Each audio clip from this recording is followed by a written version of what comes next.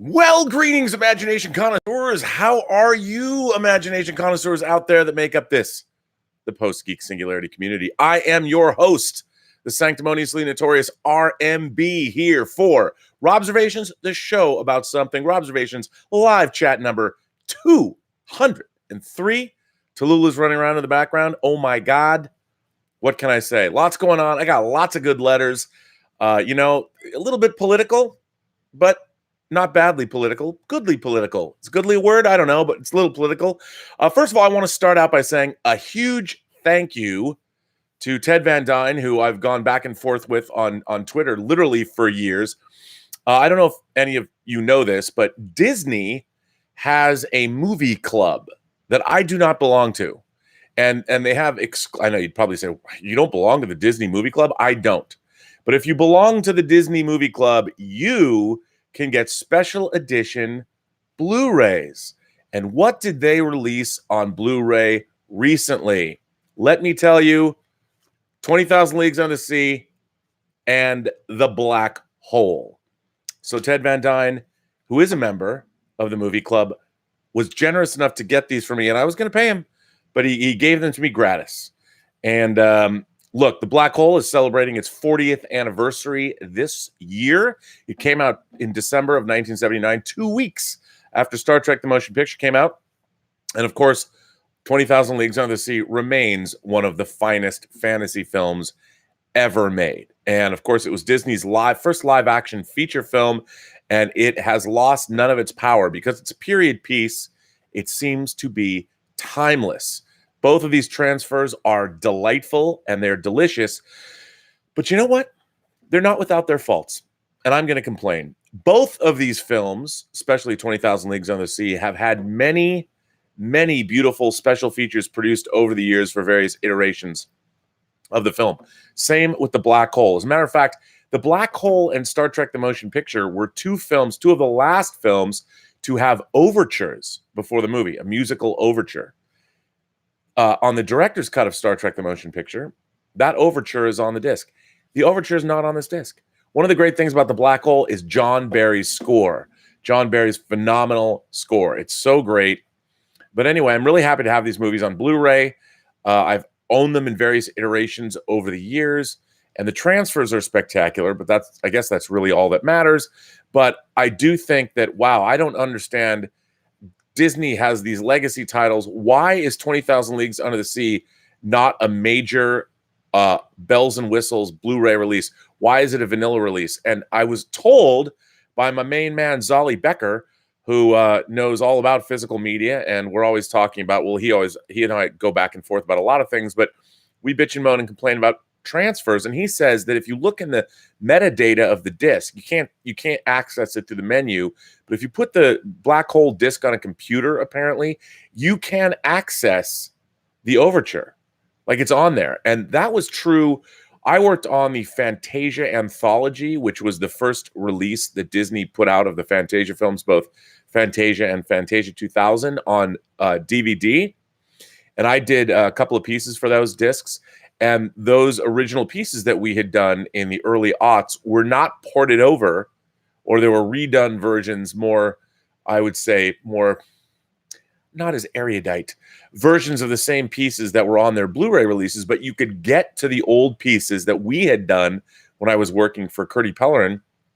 They were actually archived on the disc, but you needed a computer to access them. I don't know if Disney, they've got employees that are doing these things. I'm convinced they're preserving their home video legacy by sneaking it onto discs for those people who so desire to watch. So kudos to Disney, but why the heck won't you put out full-blown, beautiful releases of 20,000 Leagues Under the Sea and The Black Hole? And as far as 20,000 Leagues is concerned, where's the 4K version? By the way, Paramount, why isn't there a 4K disc of War of the Worlds? Why can you only get these as digital downloads? Actually, you can get War of the Worlds as a digital download. I don't know if you can get 20,000 Leagues as a 4K download. Probably not. Either way, it's nice to have these films. Truly is nice to have these films in this format. I've looked at them both, and they sound great, and they look great. And boy, 20,000 Leagues Under the Sea is such a charming movie. And you've got Peter Lorre, James Mason, and Kirk Douglas My God, what a powerhouse cast that movie has. Anyway, you know, there's a lot to talk about. And yes, I'm not done talking about Spider-Man. There are 2 articles that I would like to read about Spider-Man right off the bat. And then we're going to get into some letters. I got letters from some new letter writers and some old stalwarts of the channel, but there's some good ones, including, well, you'll see. This article was written by Justin Harp. It appeared 18 hours ago on Digital Spy. And it says, Tom Holland's dad backs fans' Spider-Man MCU campaign.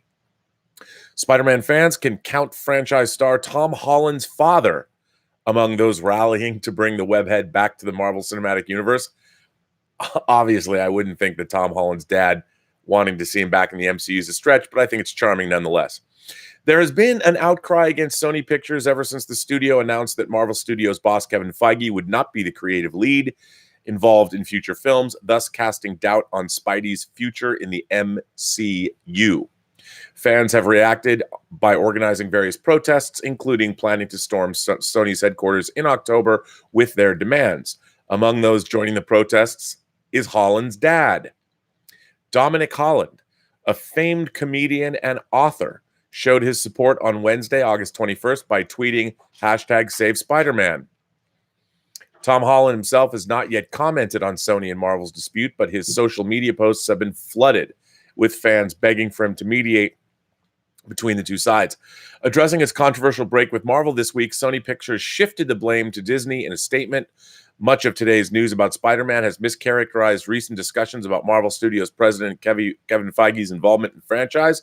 We are disappointed, but respect Disney's decision not to have him continue as a lead producer of our next live-action Spider-Man film. Yeah, that was Disney's decision to not have him continue on. We hope this might change in the future, but understand that the many new responsibilities that Disney has given him, including all their newly added Marvel properties, do not allow time for him to work on IP they do not own. Oh, you mean for the last 5 movies that Spider-Man was in, he wasn't equally as busy? Kevin is terrific, and we are grateful for his help and guidance and appreciate the path he has helped put us on, which we will continue. We earn, so there you go, that article. And by the way, they say they do earn a commission for products through some links in this article. So check that out on Digital Spy. And I'll tell you who else earns something when you guys watch this show. That's right, me. Because why? Because Lucky Tiger Men's Grooming Products sponsors this show. Lucky Tiger Men's Grooming Products for those men who want to look good and feel great. And if you go to their website at where? Say it with me now. GetLuckyTiger.com. What do you get when you punch in PGS, when you check out with all of their goodness that'll make your body and skin feel delicious?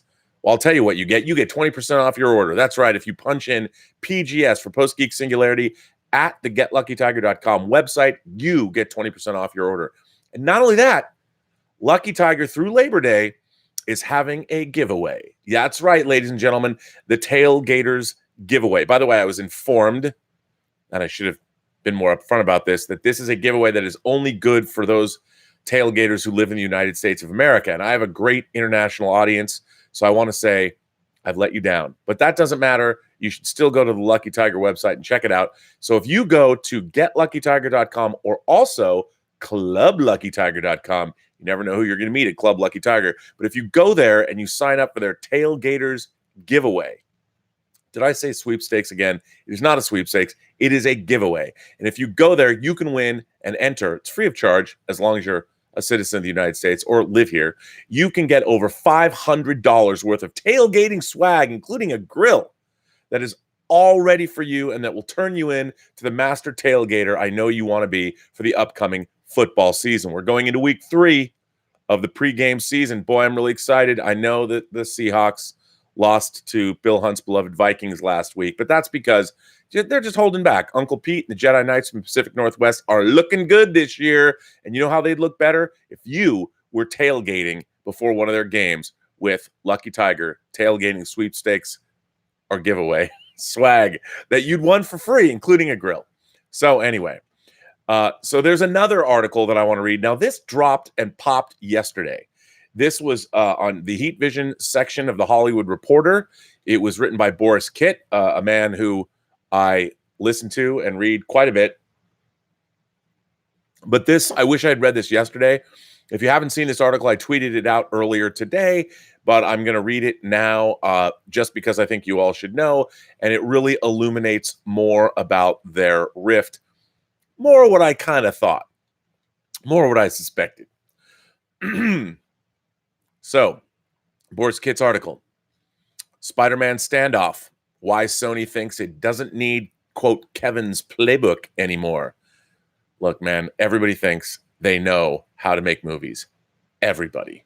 You know who really knows how to make movies? Kevin Feige. I'm just saying. But here we go. Borys Kit. Sony Pictures' Tom Rothman and Marvel's Kevin Feige had plenty of smiles at the Hollywood premiere of Spider-Man Far From Home in late June, but the pearly whites belied an inner turmoil. While the executives hit the red carpet, talks to extend the unique partnership between Sony and Disney, which owns Marvel Studios, were breaking down over the future use of the character of Spider-Man. Disney had been seeking a co-financing arrangement on the upcoming movies, looking for at least a 30% stake. Sony, which counts Spider-Man as one of its only reliable money-making franchises, said no. Before both sides walked away, talks had gone to the top level, with Rothman and CEO Tony Vinciquerra on Sony's side and Disney Studios co-chairman Alan Horn and Alan Bergman involved.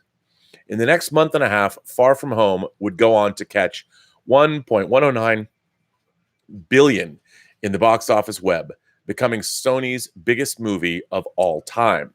The figure reinforced both sides' thinking.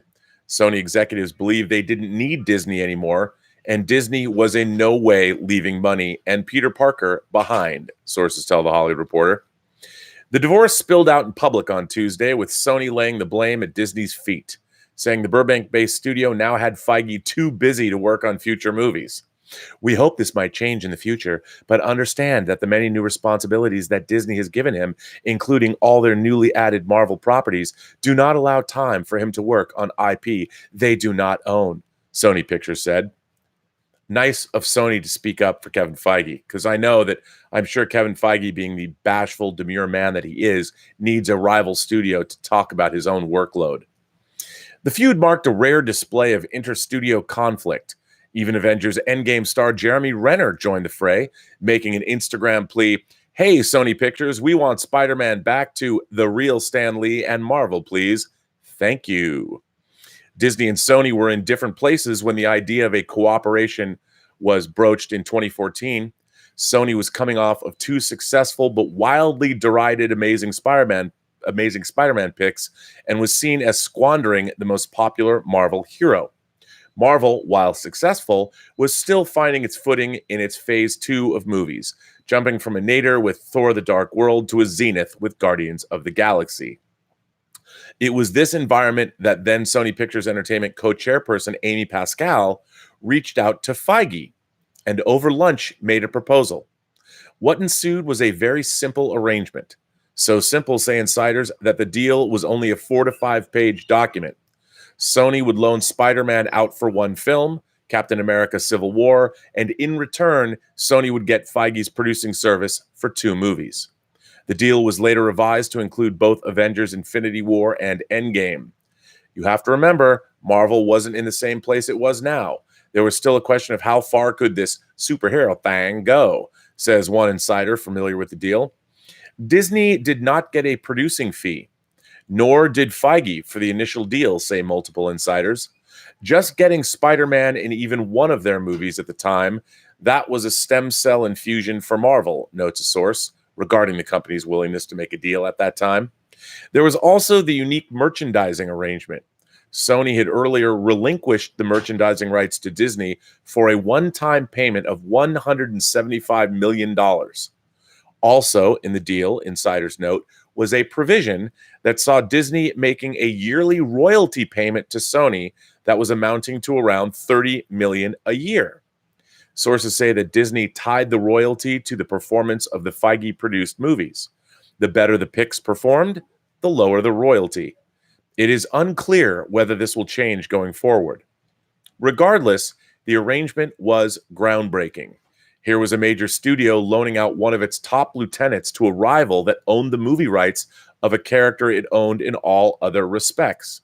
and Feige was given carte blanche to run Spider-Man the way he wanted, even as Sony held the purse. And both reaped in the rewards of the arrangement. Civil War, with key support from the web slinger, grossed $1.15 billion. Homecoming, the first Feige-made movie, made $880.1 million, even as it featured Marvel's Iron Man and deepened the intertwining story threads of the two companies' movies. And Spider-Man was also an emotional foil and fan favorite in the two-part Avengers films, both of which grossed over $2 billion. In the case of Avengers Endgame, the pick became the top money earner of all time. Marvel took a victory lap at the San Diego Comic-Con, driving fans into a frenzy by teasing new movies. The MCU, with its next phase, appears unstoppable. Sony, meanwhile, also forged ahead with a renewed commitment to its Spider-Man spin-off. At a retreat, Tom Rothman, who took over from Amy Pascal when the latter was fired amid the Sony email hack, was convinced by two executives to see superhero films not as a fad, but as genres within a larger genre, sources say. The result was Venom, a critically scorned movie that nevertheless grossed $856 million. A sequel is now in the works. Also in post-production is Morbius with Jared Leto. I hope they call it Morbius, the living vampire. I really do. And then there was Phil Lord and Chris Miller's Spider-Man Into the Spider-Verse, the animated film that became one of 2018's critical darlings and won the Best Animated Movie Oscar. The feeling from Sony was that it bounced back to a place where it could strike out on its own. Tom Rothman is thinking, okay, we've learned everything we need to from Kevin's Playbook. We did Venom on our own, and we did Spider-Verse, comments a Sony insider. Now, insiders at both studios are pointing fingers at one another about counteroffers that never happened or offers that were supposedly mighty generous. The economic terms for that Spider-Man franchise seem to have gotten more complicated, partly reflecting Disney's shifting priorities since the Fox acquisition, says Wall Street analyst Tuna Amobi of CFRA Research, who isn't surprised by the impasse. From an economic and creative standpoint, I would think the development probably has more implications either way for Sony. Rothman will need to deliver Marvel less fair that lives up to the hype of the Spider-Man character's MCU appearances. If the two sides don't come to a compromise, it's a lose-lose for everybody, argues Sean Robbins, chief analyst for industry website Box Office. Marvel won't be able to resolve the cliffhanger in future movies, which is saying something when it's their most popular hero. And for Sony, who has had success, Far From Home doesn't get to $1 billion without Feige and Marvel's involvement. Adds Robbins, the other big question is, how are fans going to react to a Tom Holland Spider-Man movie that is not set in the MCU? That is the roll of a dice that no studio should take. Because there's so much money to be made, the parties could also eventually come back to the table. It is in the best interests of both sides to have come to an agreement, notes analyst Stephen Barenberg of North Lake Capital Management, which owns shares of Disney. Spidey is an important part of what Marvel has been doing in the MCU and seemed to be for what they plan to do.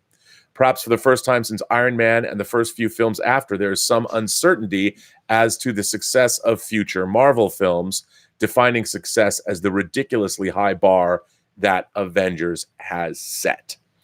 Feige, meanwhile, does have plenty on his plate, including the sizzle of sequels to Thor and Black Panther and Captain Marvel, as well as new chef's concoctions such as The Eternals and Blade, not to mention a pantry filled with mutants, Fox's X-Men. Sony's slate is less diverse, and while it is moving ahead with spin-offs and a sequel to Venom, the future of Spider-Man is unclear. Holland, sources say, has an option for only one more movie, while director John Watts is done with his two-picture deal and is free to pursue other projects. The big test will be 2 years or so from now when an eventual Spider-Man movie is made, says the Sony insider. Paul Bond and George Salzley contributed to this article. Okay, the reason I wanted to read that article to you guys is because, look, everybody's been talking about Sony and Marvel and deals and this, that, and the other thing. And I'm fascinated by this because, as this article detailed, when this deal was originally forged, when Amy Pascal was the co-chairman of Sony, and Kevin Feige and Marvel were on the upswing. None of what we know now as the wildly successful MCU. It was a comer, and Superman or Spider-Man was not so much. The second Amazing Spider-Man movie with Andrew Garfield underperformed. It underperformed because they Sony'd it. They Sony'd it. They did exactly what they did to Spider-Man 3. They threw everything but the kitchen sink in that movie, and they didn't concentrate. I'm a huge fan of the first Amazing Spider-Man. I think it's really great, and I think the relationship that Kurt Connors and Peter Parker had was awesome. But when they put Jamie Foxx's Electro in the movie, I mean, it was all over the place. The tone of that film, and it was not, by the end of it, it was just ridiculous. They Sony'd it. Sony does this a lot. Now, here's the thing. This is my own editorializing. Tom Rothman used to be the head of 20th Century Fox when the X-Men movies were made, when Daredevil was made, when Fantastic Four was made, when Electro was made. And guess who worked there on those films as a young up-and-coming producer?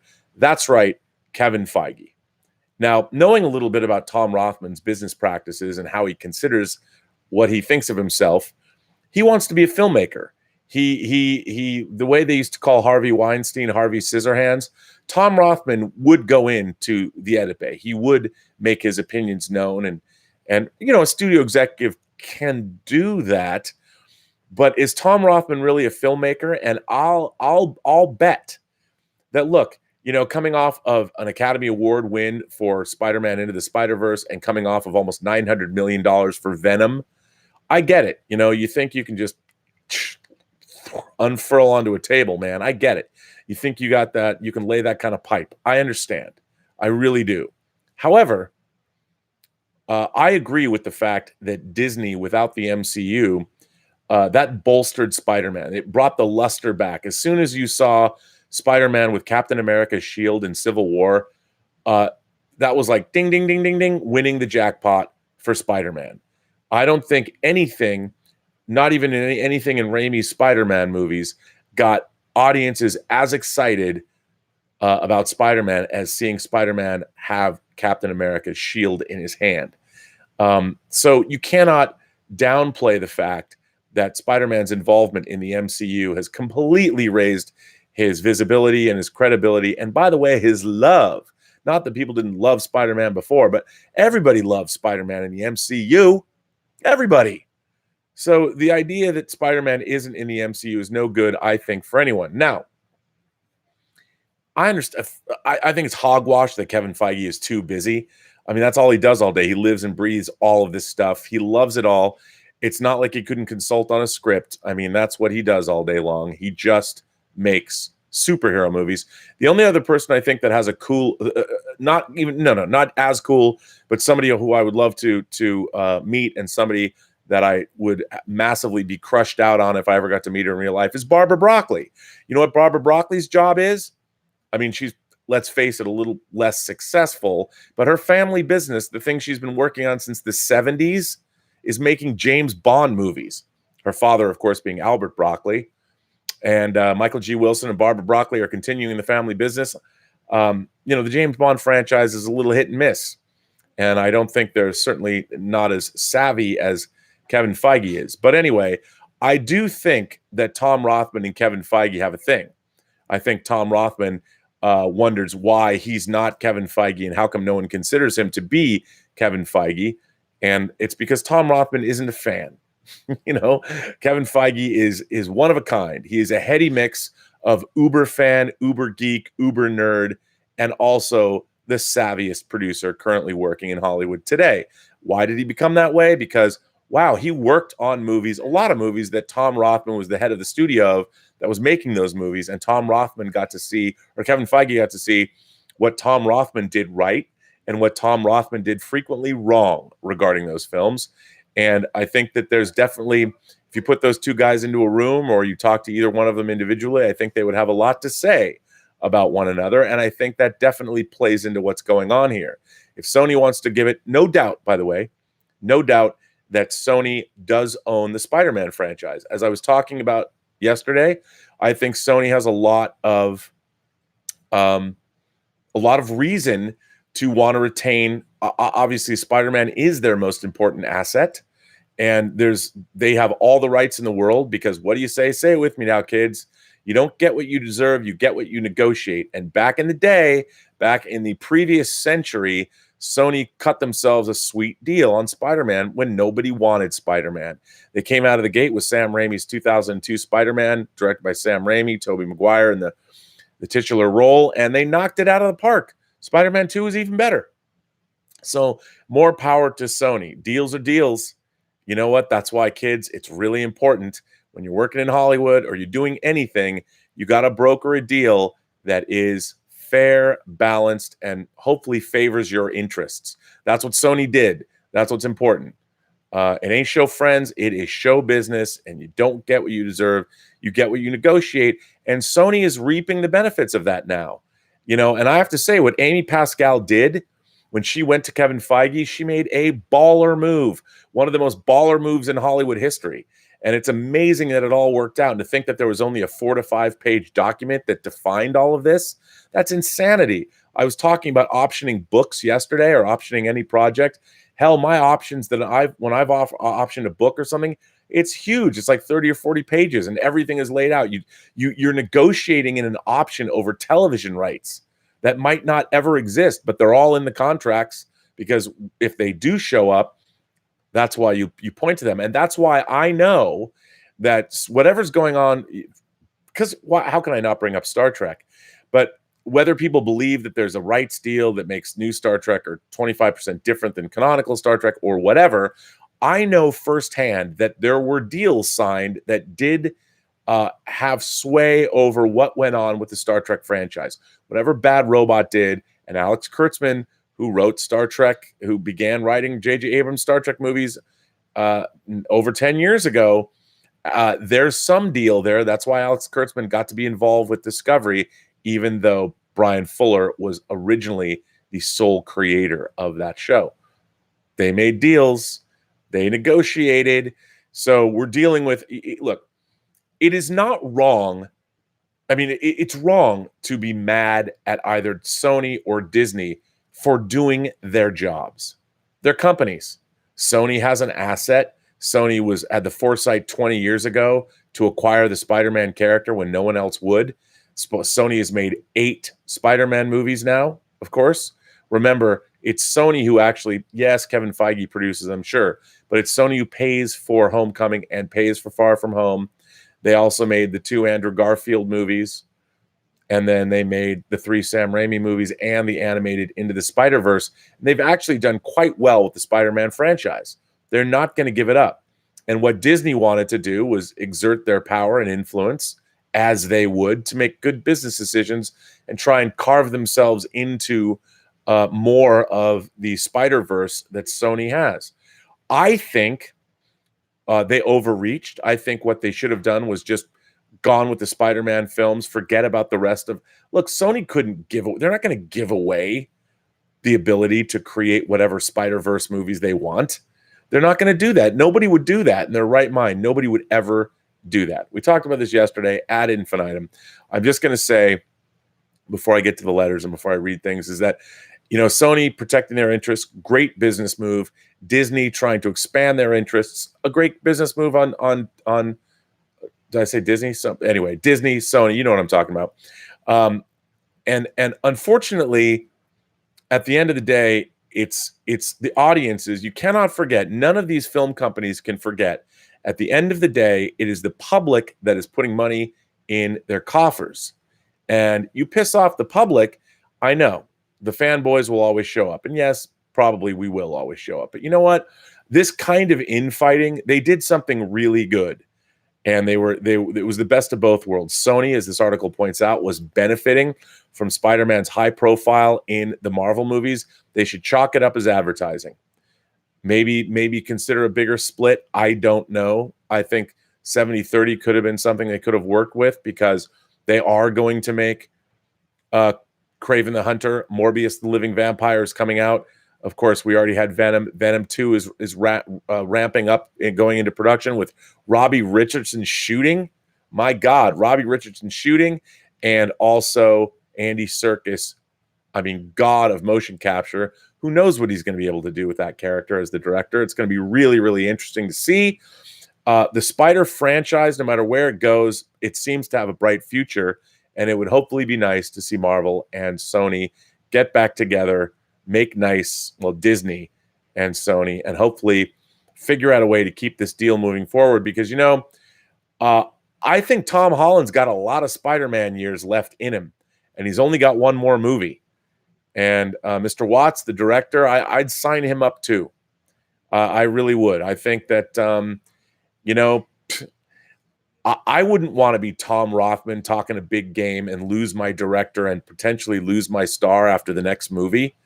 I would make some big deals, some big moves, sign some people up, bring back Marvel, and then you go make your Kraven the Hunter movie, and you go make your Morbius movie, and you go make your Sinister Six movie, and you go make your whatever.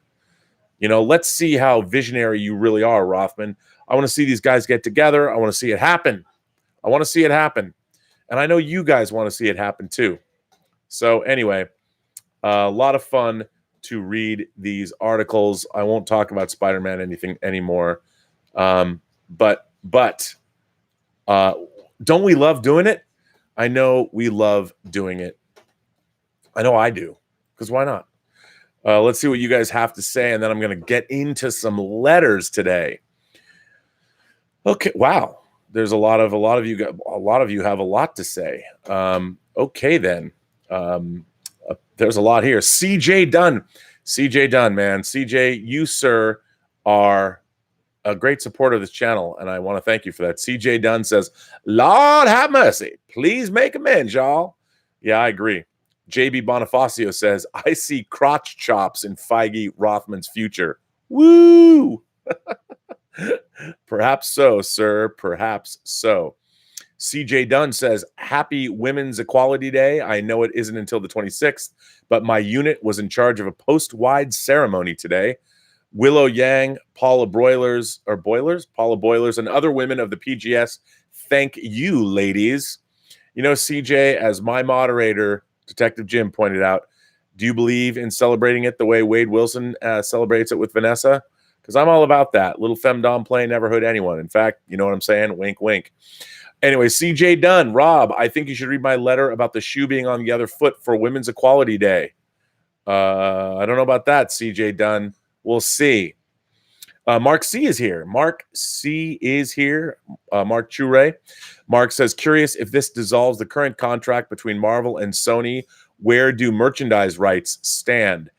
I don't know. That's a really good question. I mean, I wouldn't imagine that merchandising deal would go away, because it sounded like they had to continue to pay merchandising rights based on the performance of the films. But that's a really good question. I don't know. Good question, Mark C.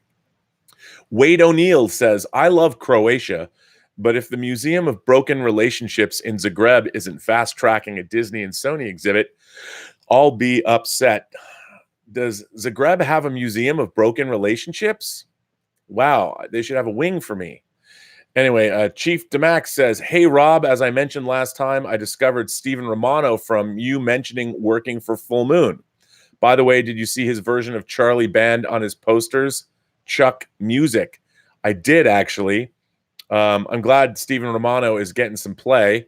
I might have to be calling him in the future to sit down and do an interview, but we'll see.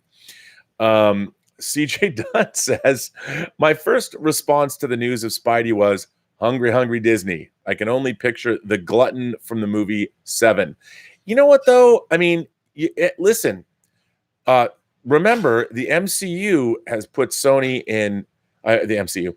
Disney has put Spider-Man in 3 movies that outgrossed Spider-Man Far From Home. 3 movies, 2 of which made over $2 billion, and one of which made over $1 billion. So between 3 movies that the MCU made, Spider-Man was in films that grossed over $5 billion. Now, that is nothing to sneeze at. And from a marketing perspective, I mean, if I was Sony and somebody made $5 billion off my character that I'm later putting into movies, and I just made another $1 billion, my Spider-Man movie that I get all the money from, except 5% of that first dollar gross, Uh, I would say that is a deal that should continue. If they're going to spend that kind of money and make that much money on my character, and then I'm going to turn around and make more money than my studio's ever made before, I would say you figure out a way to continue that deal. You lock in your director, you lock in your star beyond one more movie, because I'm certain that Tom Holland and his people are not exactly happy, because they were expecting to do one more film and have negotiations. They figured, oh, our client's working for two studios, Sony and Disney. That kind of cheddar doesn't come very often in Hollywood. So I'm sure they are not pleased. We'll see. We shall see. CJ Dunn says, wearing mouse ears. Of course, that would be Hungry, Hungry Disney.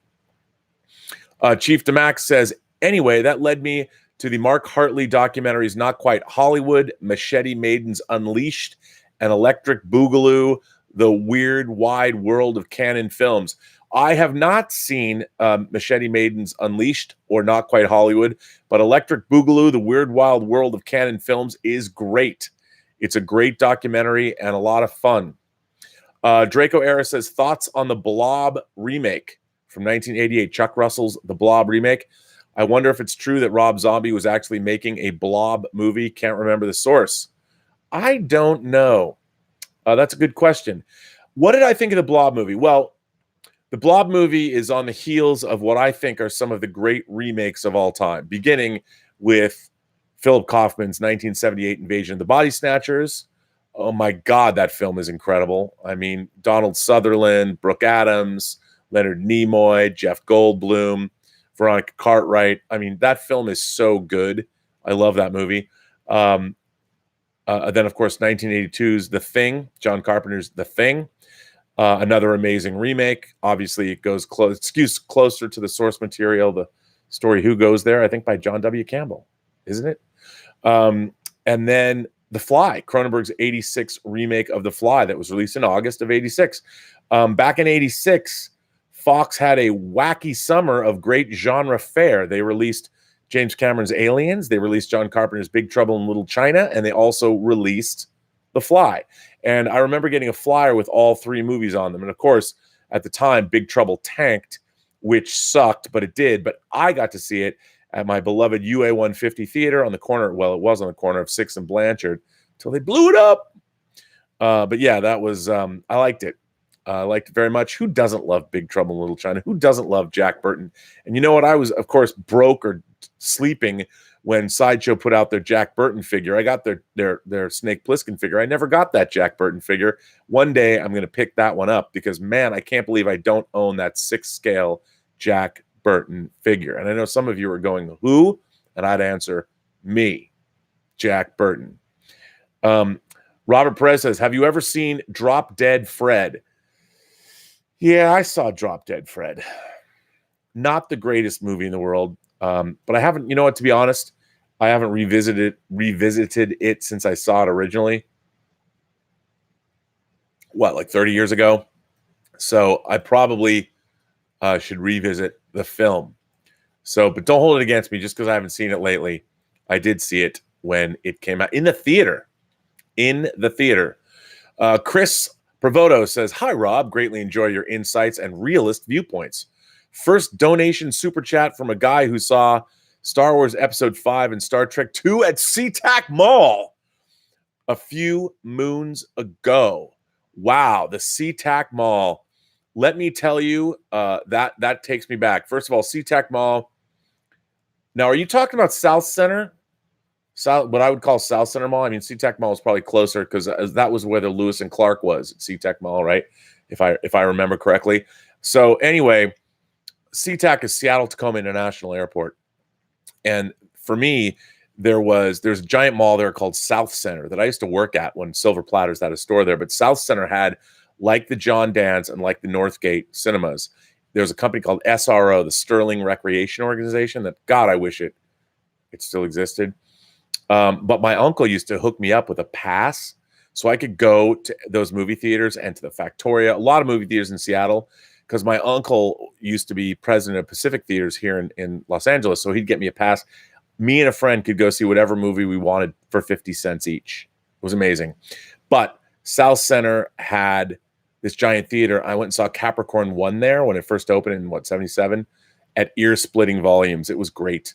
But I think SeaTac, if my memory serves, there was also the Lewis and Clark 6-plex, and I did see Star Trek 2, 3, and 4. I did go to a marathon of those once there. Actually, it's not true. I went and saw Star Trek The Motion Picture, Star Trek 2, and Star Trek 3 because I was in high school still, and Star Trek 4 hadn't come out yet. Anyway, well, I'm glad you're a fellow Seattleite, sir. Thanks for the donation. I really appreciate the supporting the channel. We Pacific Northwest, PNW, man. Seahawks, the Jedi Knights, the PNW. That would be Pacific Northwest. But thank you for the very generous chat, Chris. And I appreciate the support of the channel. And thanks for being here. I appreciate it. And thanks for the kind words. CJ Dunn says, Rob, I would never sneeze at the idea of Spidey making $1 billion plus with a Disney deal. However, I would say that what just happened was an absolute dirty shart in the underwear of Sony. I don't know, man. You know what? As I said, Sony owns the character, and I unless you're saying that Disney laid it there, I think that everybody's kind of to blame on this one. People get greedy. Everybody wants to go off on their own. Of course, Tom Rothman, I am willing to bet you $1 million that he sits there and it makes his teeth rattle that he used to see somebody who came up working on all the movies that his studio was making under his oversight has now become the greatest producer in the history of Hollywood in terms of being successful monetarily. And I'm sure it rankles him. So I don't know. All right, kids, are you ready? You got to put your political hats on again. This is a change of pace. We got some political. This is interesting, actually, and I love hearing about this because, you know, when I talk about Black America, something, of course, I'm an expert on. No, I always welcome a points of view, especially from our Black brethren, or and people. In this case, somebody who is truly an African American, and this comes from a new letter writer, only named mysteriously L, not ELL, but just L, the letter L. Dear Mr. Burnett, thank you for taking the time to read my email.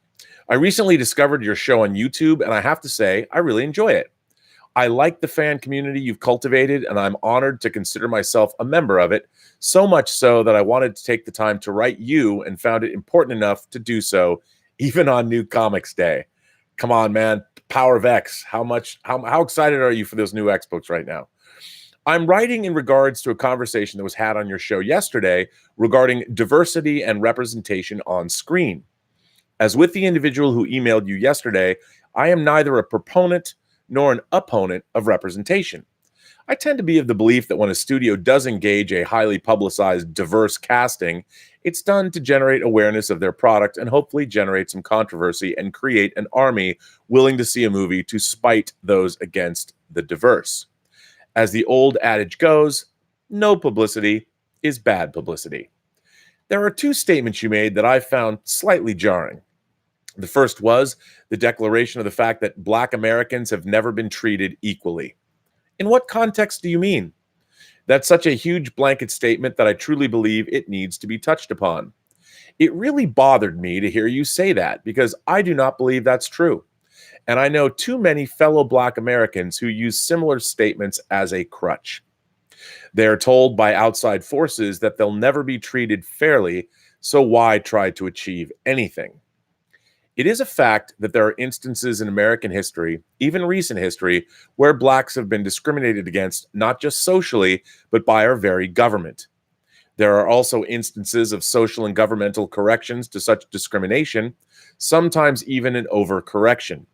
You bring up the example of a young Black man being met with suspicion when going to a 7-Eleven late at night. This is true. But I've also been in establishments late at night and have witnessed other Blacks abuse the rules of said establishment. I'm not saying Blacks are the only race guilty of this, but I've witnessed it with enough regularity to excuse such suspicion when it's been directed at me. At the same time, I know my race has also provided me certain advantages in this country, education and job opportunities, have been presented to me in part because I'm a Black American.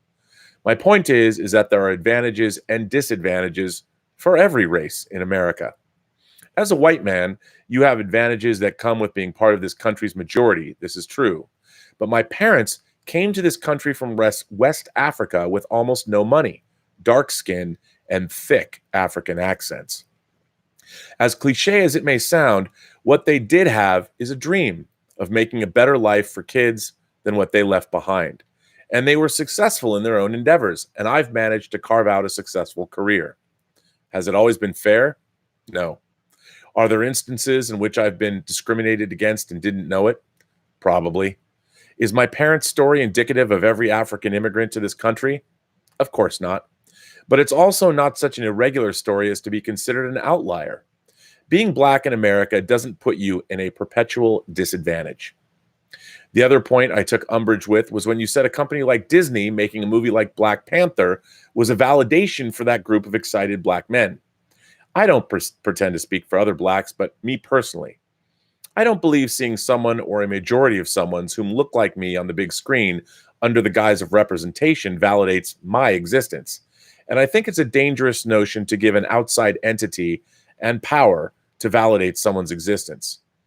It's nice to see a movie that's majorly Black or Asian do well in a majority white country. Well, certainly. My fear in regards to a movie like Black Panther is that it only did well because of the color of the cast, and said white majorities need to prove they aren't racist. I personally find the movie offensive. Huge story holes, mischaracterizations of T'Challa, and some of the worst CGI I've seen in a movie from Marvel since Phase 1. It makes me think Disney felt that if we just put Black faces in the movie and show it in Black History Month, it'll be good enough to attract people culturally, as opposed to Blade and Blade 2, where the studio and producers took the time to create a vibrant cinematic experience that stood on its own, separate from the race of its protagonist. Anyway, I'm trying to be argumentative with you. We may disagree on certain points of the minority experience in America, but I believe your thoughts come from a genuine and heartfelt desire to want the best for all Americans, regardless of race, creed, or gender. I like believe I do as well. I'd like to believe I do as well. It's why I've taken the time to write you. Thank you again for bringing this community together. Warmly, L.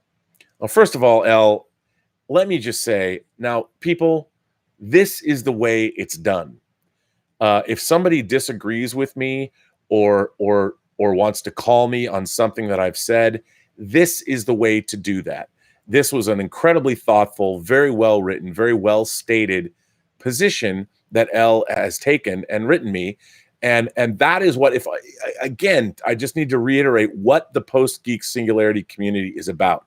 If nothing else, it shows that we can have discourse, disagree with one another, and still be respectful. And at the end of the day, we understand we're all in the same community together. And that's what we're doing, is having discussions. And L, hats off to you, sir, or you, ma'am, because I don't know. But I just want to thank you for this kind of a letter is exactly why I do these chats. So thank you very much. But now I'd like to address some of the things that you said. I certainly, when you said that some Black Americans use the idea that there's no equality as a crutch, I don't believe that. I mean, I do believe that's true, but I think that here's the thing. Life's hard and then you die. Everybody faces adversity in their lives, and I don't think it should ever be an excuse. And I do think, by the way, we do have enough. When I say that there's never been true equality here, what I mean to say is there's total constant racism, whether it's systemic, whether it's institutional, or whether it's interpersonal. Racism has never gone away in this country. And I know that I talk about this with Mike Bodden a lot, the Honorable Mayor Bodden of Riverdale, Iowa, about how, human beings, I think a lot of racism sometimes can even go back all the way back to the genetic level, back when we would see people that weren't of our tribe that we didn't know back on the veldt or wherever, when we were basically Cro-Magnons ready to club each other over the head. If we saw somebody that didn't look like us, it was more of a fight or flight reflex. I think there's actually something within our makeup where might be inherently, we look at somebody that doesn't look like us or know isn't part of our tribe. I think that racism could even go back that far. And it's up to us to realize that, we're sort of even biologically hardwired to think that way. But that's what civilization is all about, to overcome our biological hardwiring. And I think in this country, the problem is I don't mean to give anybody an excuse, but look, my experience, I was raised in a Jewish family.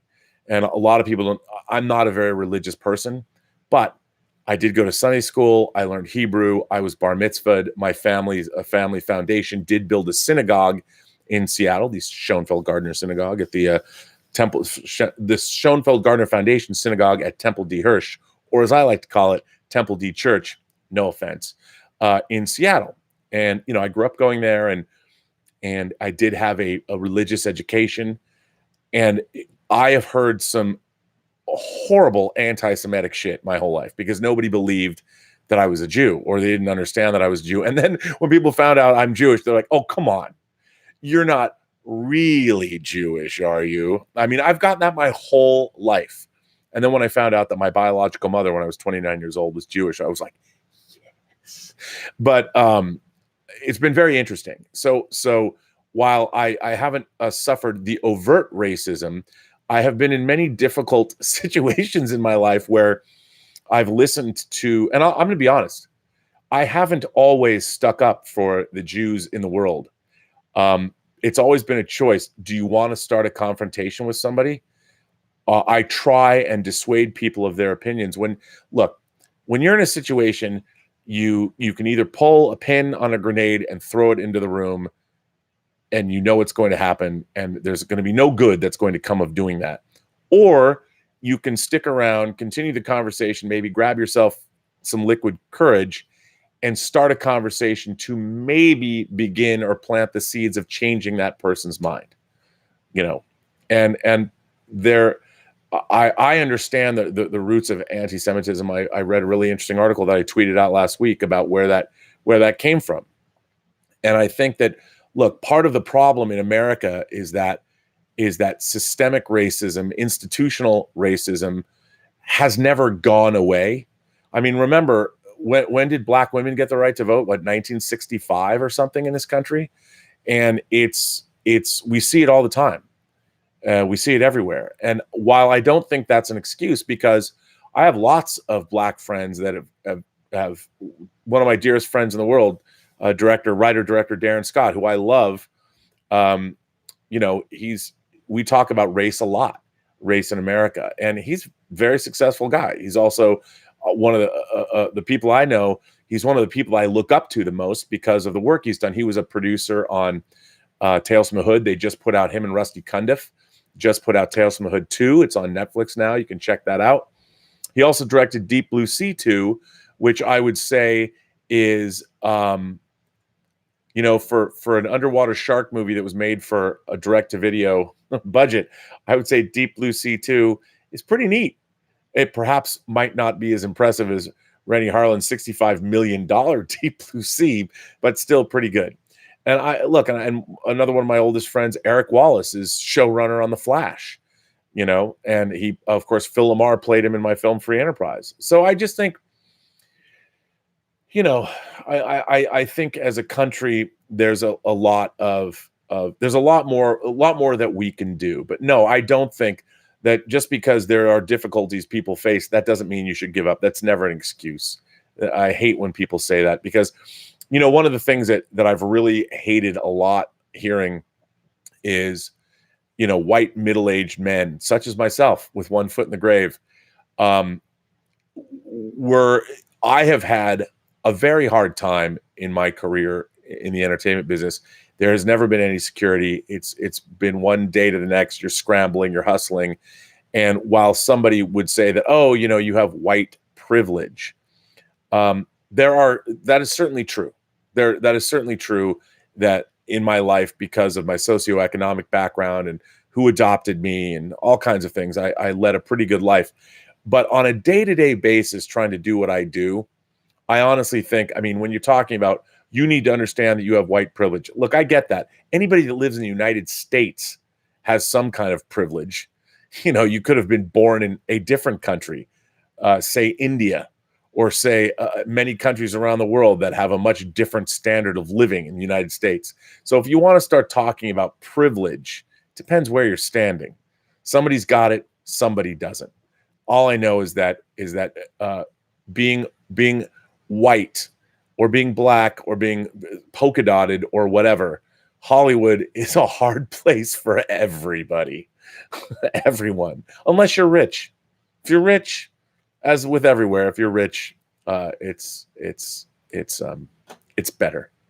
But I also think that I think you're a little. I understand your. First of all, I don't disagree with your criticisms of Black Panther as a film. I didn't like some of the CGI, but I will say this: I don't think it's a bad movie, and I don't think people liked it just because there were black characters in it. What I meant was that when I was growing up, there were so many I could look around, whether it was John Wayne or Dirty Harry or Star Wars or James Bond or whatever. There were characters that I could grow up and admire. I never thought about race or anything like that, but that's because I was white. But if you're a black kid and you grew up loving Star Wars and James Bond and all and Westerns or whatever, where are the people that look like you in the positions of heroism or the central protagonists of these kinds of films? There wasn't nearly as many. And we talked about blaxploitation movies. I can't wait to see Dolomite Is My Name. But I mean, the blaxploitation films, while they kicked ass, and I liked a lot of them, they weren't exactly the most uplifting fare about the greatest people in the world. I mean, the streets of New York and pimps and hoes and all that.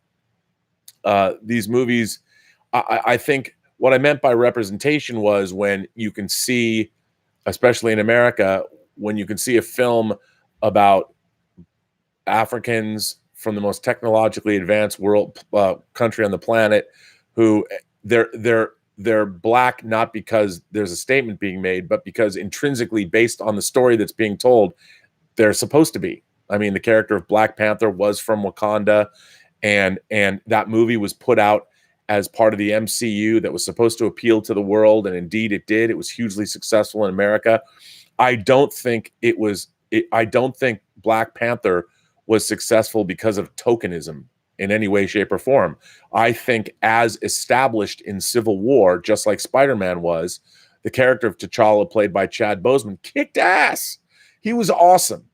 And as a matter of fact, I would dare say he might even been more awesome in Civil War than he was in Black Panther. You know, I don't know if you can see. Where should I? Okay. This right here. And standing in front, this is the throne of Wakanda, and that is T'Challa. I love Black Panther, and I think the film, what it was just a glorious superhero film, and it brought up within the confines of a superhero movie. It talked about colonialism. It made people think about things they might not normally think about. And I think it did provide representation. Like I said, if you're an 8-year-old black kid or a black dude or a black girl, and you're watching Black Panther, you get to now grow up and want to be part of the Dora Milaje, or you can grow up and want to be the king of Wakanda.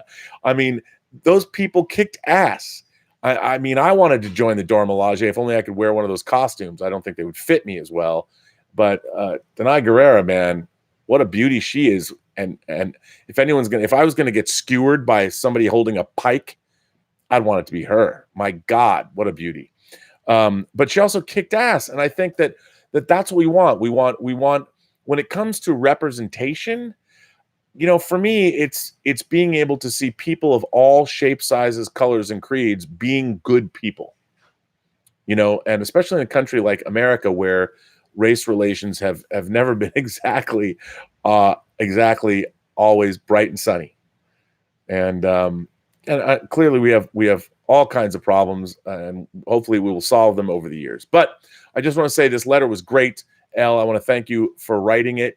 And I want to also say thank you for showing what I want this community to be, in the sense that we can have these kinds of discussions, and we don't have to yell and scream at each other. We can be respectful and have interesting dialogue. So please write in again. You are always welcome.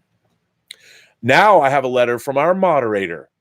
That's right, ladies and gentlemen, Mr. Greg Smith, one of my oldest, dearest friends. Mr. Greg Smith has written me a letter, and I'm going to read it. Following up on what we're discussing. Hi, Rob. I want to follow up my website comment with more thoughts about Franz M's letter about forced diversity. I won't waste time with a point-by-point rebuttal. I think they make a number of assumptions and unsupported claims, and my main point is that in reality, there is no forced diversity in genre films. It's easy to see why. According to people who research this, our world has a nearly 50-50 split in male-female inhabitants. This same gender parity applied to film casts would not be forced, but rather natural and reflective of reality. Unfortunately, the film business has always had some sort of inequality, and still does today, especially in terms of pay. Similarly, film casts that have ethnic diversity approaching the diversity of our country or even planet aren't forced, they're representative. Like many parts of our society, the film industry is slowly coming around to be more diverse, and some people have a hard time with that. For many years, superhero films concentrated on white male characters, but filmmakers are branching out and seeing real returns as a result, especially on the world market. Films like Black Panther and Captain Marvel aren't forcing diversity, they're simply trying to match reality. Anyway, I'm not sure why it bothers some people. Maybe they long for the days when they were almost the only people represented in genre films. Personally, I don't. As a father, I'm overjoyed when my daughter sees Captain Marvel, Wonder Woman, or Rey in films and can feel the joy of seeing a character she can identify with succeeding. As a cosplayer for charity, I see firsthand children's eyes light up when they see characters from Star Wars or Marvel films that look like them. It's empowering. Disagreeing with casting choices because they make you uncomfortable doesn't mean they're forced diversity, even if that's your perception. Claiming a social justice warrior agenda in films doesn't help much either. There's no such agenda, although I suppose it could feel that way if you're comfortable with social injustice. As you always say, studios are in the business of making money. That's their agenda. If creating films that more closely resemble real-world gender and ethnic diversity is what it takes, then that's what they'll do. I personally welcome those films and will enjoy them all the more for it, knowing that my diverse friends and family will be able to enjoy them also. That comes from Greg Smith, our moderator, ladies and gentlemen. Not just moderating, but also being a very thoughtful letter writer and speaks some truth and common sense, which seems to be in short supply these days. You know what I've decided to start my chats? I'm just going to start saying, welcome to Robservations. I am RMB, the real chosen one. No, I'm not going to say that, but I could.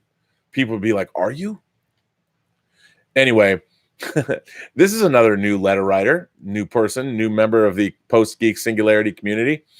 And this goes back, I'll tell you, man, if I knew that Superman would be an ongoing thread in these chats, that people would continue talking about Superman, man, I'd just do more shows on Superman. I'd make like Wednesday Surprise Day, the old Surprise Day on the Mickey Mouse Club. Surprise Day, anything can happen. Woo, woo, woo. And it usually does. Remember that? You ever watch that? Maybe it's before my time. Actually, it's before your time, and I'm too old.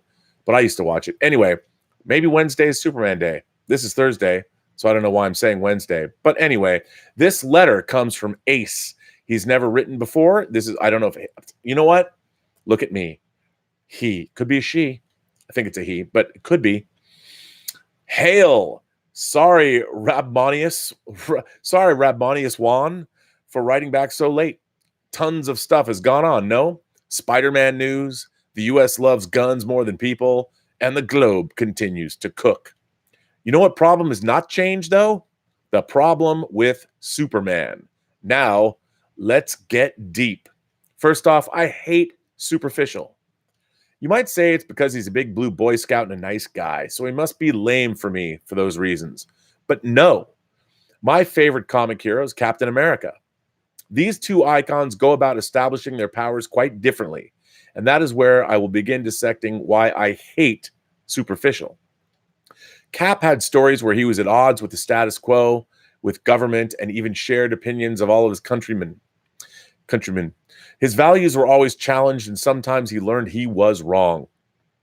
Cap has grown from when he first appeared in the 40s and then in the 60s and once more during the early aughts.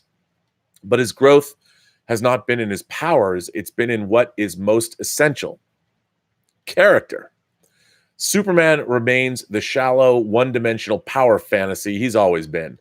A shallow hero for shallow people, for those born with it easy, the entitled, if you will. There is no moment of sacrifice for superficial. His parents did that for him, like so many rich, spoiled brats. Superman stands for American values, but he's not even human. So why does he do it? Because his mom and dad taught him to do it, like a nigh omnipotent toddler is going to listen to them, right? He never needed his parents. He doesn't need to eat or sleep. He needs not warmth. Give me a break. Superficial's reason for being a hero are superficial. The truth is, Superman is not to blame for this. It's DC. See, DC treats Clark like a sacred cow. The only thing you can do to the sacred cow is sacrifice him for more sales, and you can only do that once. You also have a complacent fan base that says moronic things like Superman is not meant to be relatable, yet One Punch Man, Vosh the Stampede, Goku, or Luffy are. Those are all anime characters, people. Marvel heroes have worked because they have a why. But as far as superficial goes, he's like a can of Bud Dry. Why ask why? Try Bud Dry. I'm a beer snob. You'll never get me to try Bud Dry. So do we keep him? My problem with superficial is that the elements that make him up, not powers, have never been seen logically. It's been like nobody can see the obvious about superficial, much like how he can't be recognized when he has the glasses on. So what is this obviousness then? He's a foreigner, kind of closer to a first generation, if you will. So to me, I see this first gen basically acting as a shill for America for zero discernible reasons. Nobody ever truly establishes why. That's why I see him as a sellout. He's like so many first gens that fall for assimilation, that grow up ashamed they're different and shun their native culture as a result. Superman does this too, when writers continue to use Krypton as a source for adversaries, Brainiac, Zod, and now even Jor-El. I can tell you that it's not assimilation that foreigners want, it's integration. As an immigrant, I want you to know my culture. To share it is a sign of friendship, morons. Then there's the egomania that either Superman is cursed with or all writers just use him as an excuse to be self-indulgent. The obvious sign of this is with his name, Superman. Really? He calls himself Superman, or maybe the people go with it, and so does he, that egomaniac. I get the use of a code name to protect his human pets, but Superman? I don't care how FOS, fresh off the spaceship, you are. That's a douche move. So can Superman be saved? Hell yes. The Japanese have been writing some good Superman through the above-mentioned characters. They all share Clark's campy optimism and hope for a grand destiny for all. Let's start by answering the question, why Superman? I don't think you need to kill any parent. I mean, look at you, Rob. Sure, you're adopted, but you grew up with both parents and turned out a pretty good dude. Believe it or not, sometimes good parents make good kids. So you have to define Clark's parents much like Smallville did. They're the root of his why. His parents would have to give him an understanding of things, and he would need to know that his power is not a privilege. It's a responsibility. If you grow up with that mindset, there's no way in hell that he calls himself Superman. In Superman's classic world, but with depth, he would probably call himself the last son of Krypton. Then nobody responds to it, and they still call him Superman anyway, yet he would always correct people as a kind of running gag. Example, Guy. Thanks for saving me, Superman. Kal-El. It's the last son of Krypton. Guy. Is that a code? Are there bad guys around? Wait, the eagle has landed. Guy's wife. Thank you for saving my husband, Superman. Kal-El. It's the sigh. No worries. Swoosh. Mumbles to himself. God bless him, sons of ... Superman is not broken. He's just never been written well or by a first-generation American who struggles with identity when they don't look like this country's history. He may come from or discover a culture that makes you unique, but better than that, that background gives you a different point of view, which can only add depth. None of that has ever been explored seriously for Superficial. Sure, one-shot graphic novels, most notably Red Sun, did, but never in continuity. I think Superman could be an amazing comic that could get deep while still remaining campy, lighthearted, optimistic, and dare I say it, PG. Yeah, believe it or not, you can take up deep subject matter and still keep it PG. Just ask Walt Disney. I said Walt Disney, not Disney. Until that happens, Superficial will always be Satan to my personal religion, a shallow egomaniac, a tool for American might and firepower and assimilation, the hero to the rich and privileged, for and those born beautiful and don't have to work for it. To me, DC is a lot like One Piece. If you can't get into the main character, then you won't like the rest. Except for Bats, he's good. One Piece is also a very long-running Japanese property, for those who are interested. It's a very interesting property, too. Let's see what anybody... That's a great letter. You know, I don't know if I agree with your assertion because of... look, Superman started out as the fantasies of two young immigrant boys, and I get it. They dreamt of being a Superman just like him. So I think Superman was created from the immigrant experience. And I think that I agree with you that Superman is really hard to write. It's certainly hard to make a movie about him because when you're that powerful, what problems do you really have? Of course, you're not going to make Mr. Mxyzptlk, however you pronounce it. I've always said Mxyzptlk, but it's Plitik or whatever. I don't know. Anyway, everyone knows who I mean when I say Mr. Mxyzptlk or Plitik, whatever. Magic. You know, magic is the one thing that Superman can't defend against, which is kind of silly. But the character of Superman is more of an ideal. And you're right. Superman is the American ideal. He believes in truth, justice, and the American way. And I don't think he was ever conceived to be a fully three-dimensional character. He was designed to be a messianic figure, an angel, somebody who could swoop in and solve all of your problems. And what's interesting about that original conception that we got in the 30s, post-Depression, Siegel and Schuster's original conception of the character. But as the world moved along, when you tell stories and Superman exists in the real world, well, how does he exist in the real world? So what you have to do is put all of these things into the Superman mythos that show how could a guy like the last son of Krypton, Kal-El, even function on the planet? Like, why would he? Well, he wants to be among the people. And that whole character of Clark Kent and Kal-El, the differences, the dichotomy is really interesting. But at the end of the day, I think one of the reasons that we haven't gotten a lot of Superman movies and we've received, say, 8 Spider-Man feature films since 2002 is because Superman, it's really difficult to make a really compelling story about Superman. What's interesting is Smallville, and whenever you see Superman, as John Campea likes to say, is a jobber on the Supergirl show. They always have to figure out reasons why Superman can't be who he is in real life, which I always think is interesting.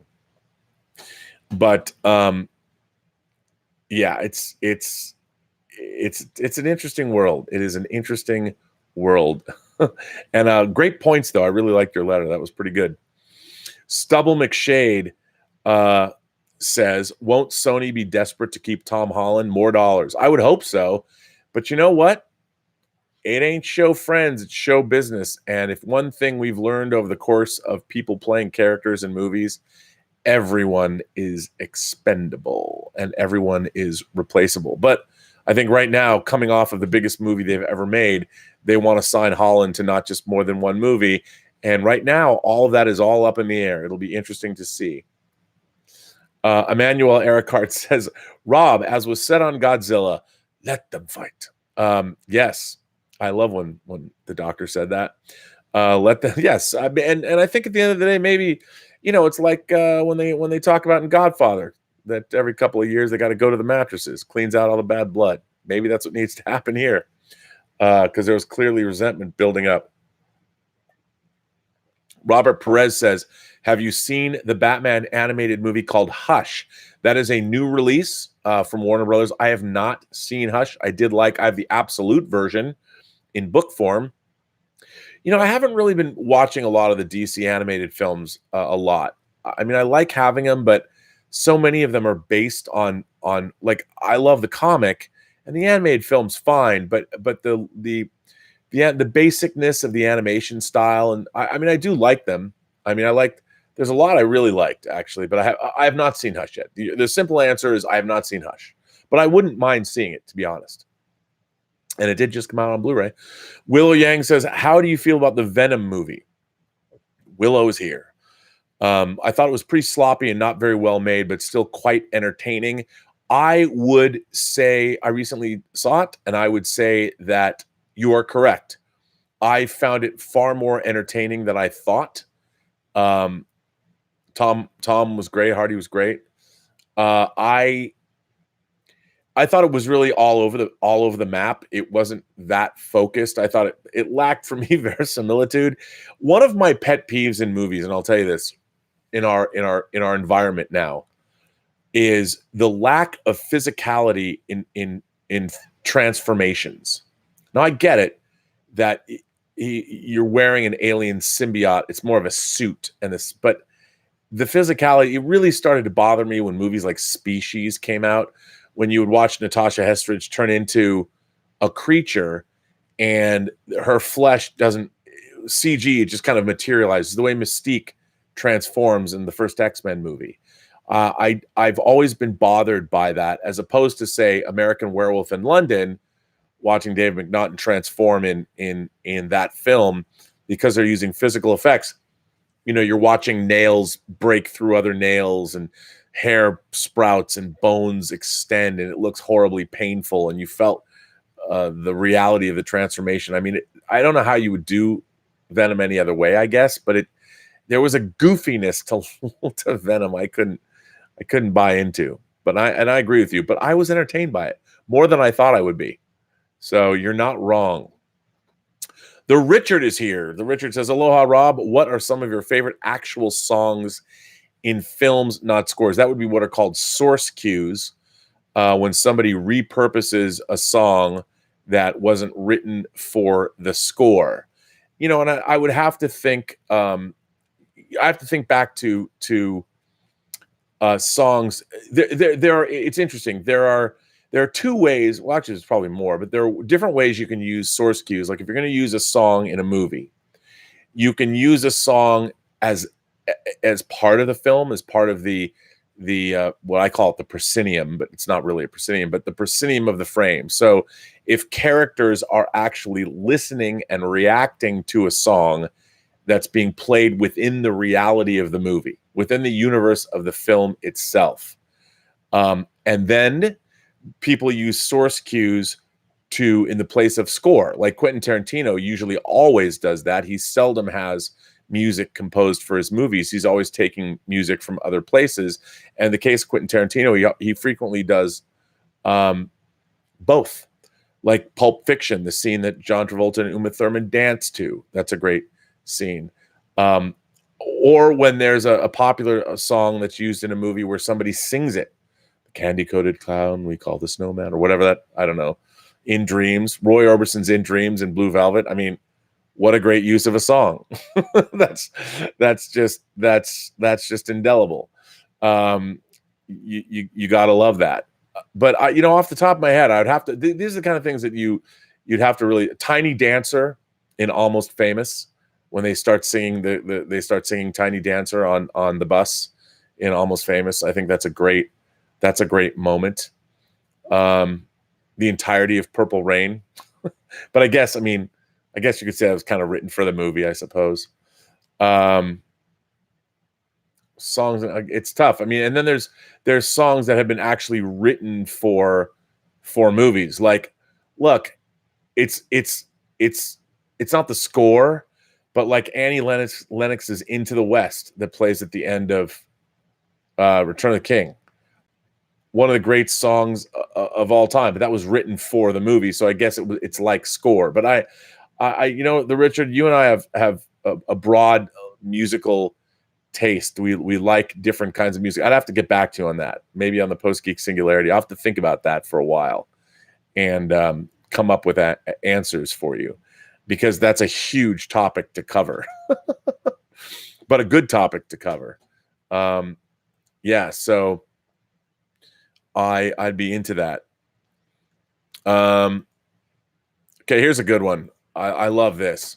This comes from longtime Imagination Connoisseur Brian Cruz.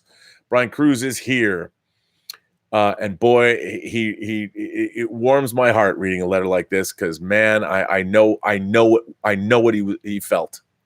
Hey Rob, I had to share with you the movie experience I had last night, and given what movie it is, I know you will appreciate it. First of all, I do believe that there are a select few movies that must be seen in the theater to get the full and intended experience, such as Lawrence of Arabia, Ben-Hur, The Godfather, and The Bridge on the River Kwai, and others. There is another movie that now goes into that category, Apocalypse Now. Apocalypse Now is one of my all-time favorite movies. It might even be in my top 3, but I had never seen it in a theater. It's something I wanted to experience for a long time, and I finally got my chance.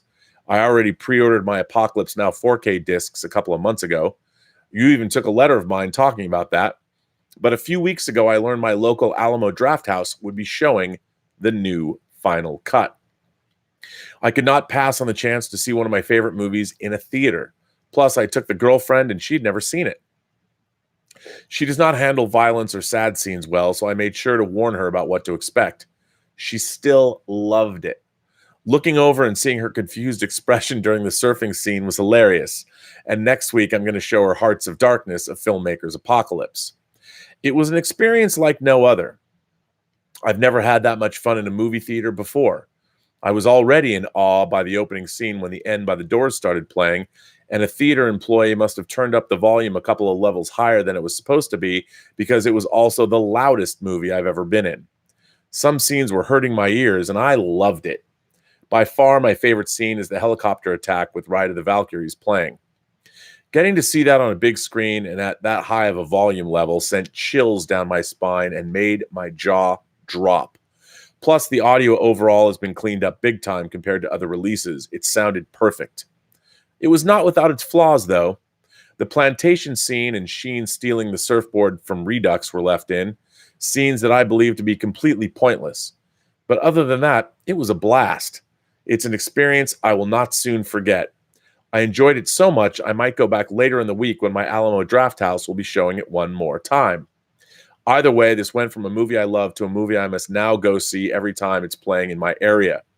It really should be seen in a theater, and I will highly recommend it to anyone who has not had that experience. Brian Cruz. Well, Brian, my friend, you and I park our shuttlecrafts in the same shuttle bay. Apocalypse Now is one of my favorite movies as well. I've always loved it. And, I saw it on a home video before I saw it in the theater. I've seen it in the theater, I would say probably 20 times. I've seen it a lot. Back in Seattle, the first time I saw it in a theater was actually in a Cinerama Dome and in 70 millimeter. And I've seen it at the Cinerama. Actually, it's not the Cinerama Dome in Seattle. It's just the Cinerama. We have the Cinerama Dome here. I've also seen Apocalypse Now at the Cinerama Dome here, I think 3 times. One of the interesting things about Apocalypse Now that we don't see anymore really in movies is Apocalypse Now is truly an experience.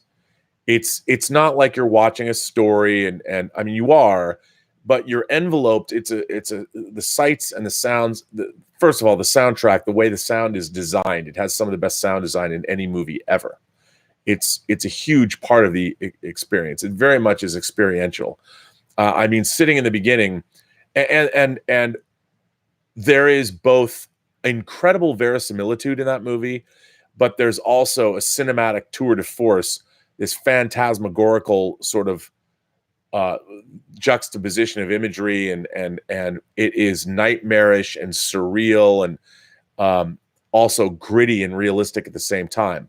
It's truly an experience. And if you see it in a big theater and you sit pretty close to the screen and you get enveloped by all of it, you are a changed person when you come out. And I feel that we don't have movies like that anymore. You know, we're movies are so designed. And I think another thing that the reason that is true is because movies can be very iterative, meaning they're constantly being changed and refined. And in Apocalypse Now's case, obviously he didn't have the ending he wanted. And a lot of the movie, I mean, they knew kind of what they wanted to do, but my favorite story about that movie is as an editor, it took 2.5 years to edit that film. And if you count how many edits are actually in the final movie, it's something like they made 2.75 edits a day. I mean, they made a lot more, but the finished film represents that. And I have to say, Apocalypse Now, as people know, there was Apocalypse Now Redux, which is a much longer version. I have yet to see the final cut. I was going to go see it this weekend. I could not. I'm wondering if it's playing anytime this week. I mean, I really want to see it in IMAX. I want to go to the Chinese. Maybe it'll be one of those things if I look that it's probably Thursday, so it wouldn't be playing anymore anyway. But for those of you who don't, they're putting out a it's got 4 films. If you buy the 4K set, it's 6 discs. You get both the 4K and the Blu-ray discs. You get the theatrical version, a new 4K remastering of that. You get Apocalypse Now Redux, and you get the final cut, which Coppola says is his definitive version of the movie. I'm dubious of that because I think the French plantation sequence grinds the movie to a halt. I'm really of the opinion, even when it came out on home video, there were differences. And when it aired on cable as well, they have a scene where Kurtz's camp is destroyed and goes up in flames. It's bombed out. It's bombed by our forces. And when Apocalypse Now ends in the theater, at least the theatrical version, you hear Marlon Brando saying the horror, and then it fades to black, but you still hear the sound and the rain and the jungle and all that. That's my preferred ending of the movie. The theatrical movie it's just, I mean, you feel it's really transporting. And I would say that, you know, there's not a lot of movies that do that. There are 2 movies I can think of recently that I feel have a transporting quality, but they're not for everybody. I don't think they're necessarily as entertaining as Apocalypse Now is, even though I love them both equally for different reasons. The new cut, Terrence Malick's new version of Tree of Life that Criterion put on Blu-ray, it's a new version of the film. Unbelievable movie. I mean, it truly is transporting in a very different way than Apocalypse Now, but in terms of this picture and the sound, and especially if you watch it on a big screen or a decent, powerful home theater, turn up that sound and be amazed. And another movie that a lot of people don't love as much as I do, but I truly do love this film. And it was one of the only times in my life that I saw a movie I'd heard about, and I put it on. It's 3 hours long, and I put it on like at 11 o'clock at night. And I'll admit, I don't drink really at home anymore like I used to, because I really like to drink, to be honest. But I don't drink anymore here. I'm always drinking water, and I just don't drink at home. But I like to drink whiskey a lot. And the first time I saw this movie, I was, you know, I got myself a glass like this size, filled with ice, but I'll fill it up with Jameson, right? Sat back and watched Gaspar Noé's Enter the Void. I felt the same way about Enter the Void. I watched it twice in a row, like 6 hours. I was hammered halfway through let's face it, probably halfway through the first version. But no, I don't think I drank. I sat there slack-jawed and watched a guy have a trip. You know, there's a drug trip that goes on for like 15 minutes. I'm like, my God, this is like the best drug trip put on film. But even though there's nothing really to it, but the film is very transporting. But Tree of Life is also very uplifting. I mean, it's an incredible film. But Apocalypse Now, I'm glad. I love reading about people's transcendent experiences with cinema, because I've had so many in my life. And, you know, it's funny, The Black Hole, this movie is not very good. I'll flat out say it's not very good. But there's something, there is a quality about this movie. I don't know if it's the fact that space is not totally black, because they have this black hole that's pulling in light, and it's kind of this blue, serene tunnel to nowhere. But there's something transporting about the black hole. I've always felt that way. I feel the same way about Batman v Superman: Dawn of Justice, especially the Ultimate Cut. I don't think it's a particularly great movie, but there's something about it. If you sit back and you watch it and you're not quite following the plot and you're like, why is Gotham City across the bay from Metropolis? There's lots of things in that movie that don't make any sense, but there is a quality to that movie. That's where I really wanted to see. I am not a release the Snyder Cut crazy person. I'm not. But Zack Snyder with his weird, he's got this painterly thing. Batman v Superman has a quality that moves. If you're just watching the plot, it's like, what? This is an amalgamation of the Frank Miller, but there's a feeling to it. Kind of like I feel the same way about The Black Hole. Not a great movie, but certainly an enjoyable movie. And by the way, it's basically a remake of 20,000 Leagues Under the Sea, but not nearly as good. But there's just, I don't know if it's Baroque. I don't know what you'd call it. But anyway, that's totally aside. I love hearing about people's experiences. So Brian, thank you for writing in that letter. I'm glad you and your girlfriend enjoyed it. I'm glad your girlfriend enjoyed it too, because it's not really a war film, even though it is.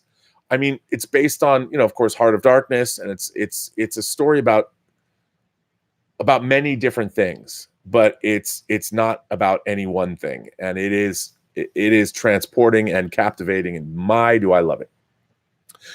This one comes from, hey, Troy Williams, longtime member of the Post-Geek Singularity community. You know what? Before I read Troy Williams' letter, I will see what you guys have to say. Sometimes I forget.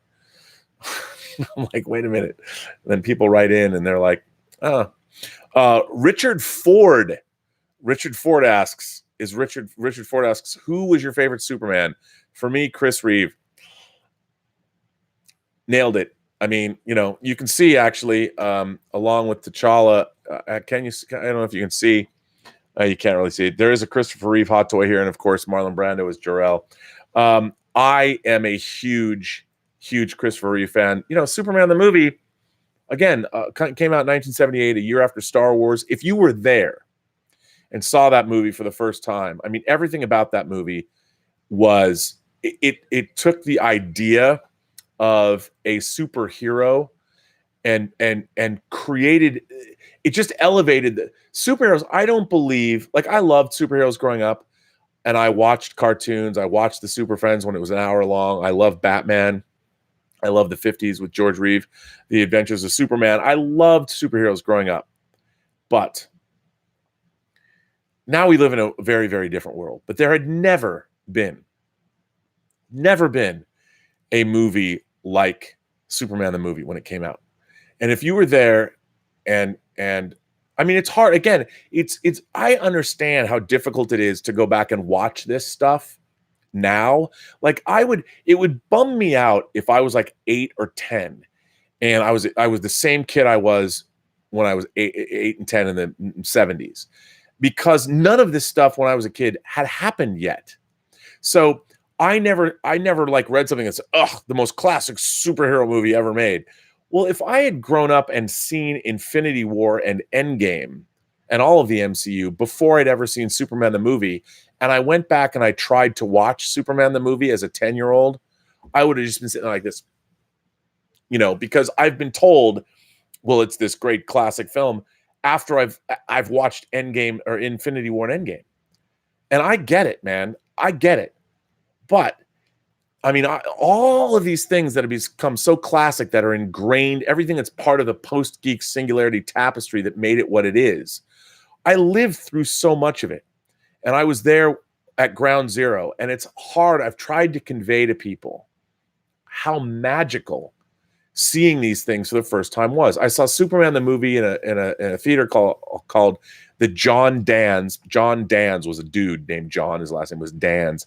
And it was also the headquarters of SRO, the Sterling Recreation Organization, that ran all of the good movie theaters in Seattle when I was growing up, at least the chain theaters.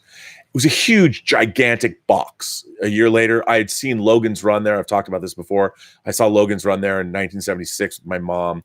And that's where I saw Superman the movie. So it was this gigantic auditorium. It was huge. It's funny because it's been gone for a long time, and I wonder if it's as big as it is in my memory. Because I remember walking in there and it was always like, wow, it's just, the screen was just huge. And going in and seeing Superman the movie in that theater for the first time, I mean, the John Williams score, dun dun dun, dun dun dun dun dun, dun, you know, dun dun dun dun, all that. It was so mind blowing. Just you're watching the credits, and if the credits ended, that was all. I would have been like, "That's the greatest thing I've ever seen." But then, it opens on Krypton, and Krypton was. I understand that you watch that scene now, and you're like, "Okay, the Kryptonian civilization, it's miniatures. I get it." But it was so different from the Jor-El with his green outfit and the sun that was on his from the comics. It was this truly alien version of Krypton, and Marlon Brando, and you see Zod, Ursa, Non, the guilty, and they get sent away in the Phantom Zone. That's a giant mirror. I mean, it was so coming off the heels of Star Wars. It wasn't a disappointment, even though I could even recognize back then that the effects weren't necessarily as accomplished, but they seem to work.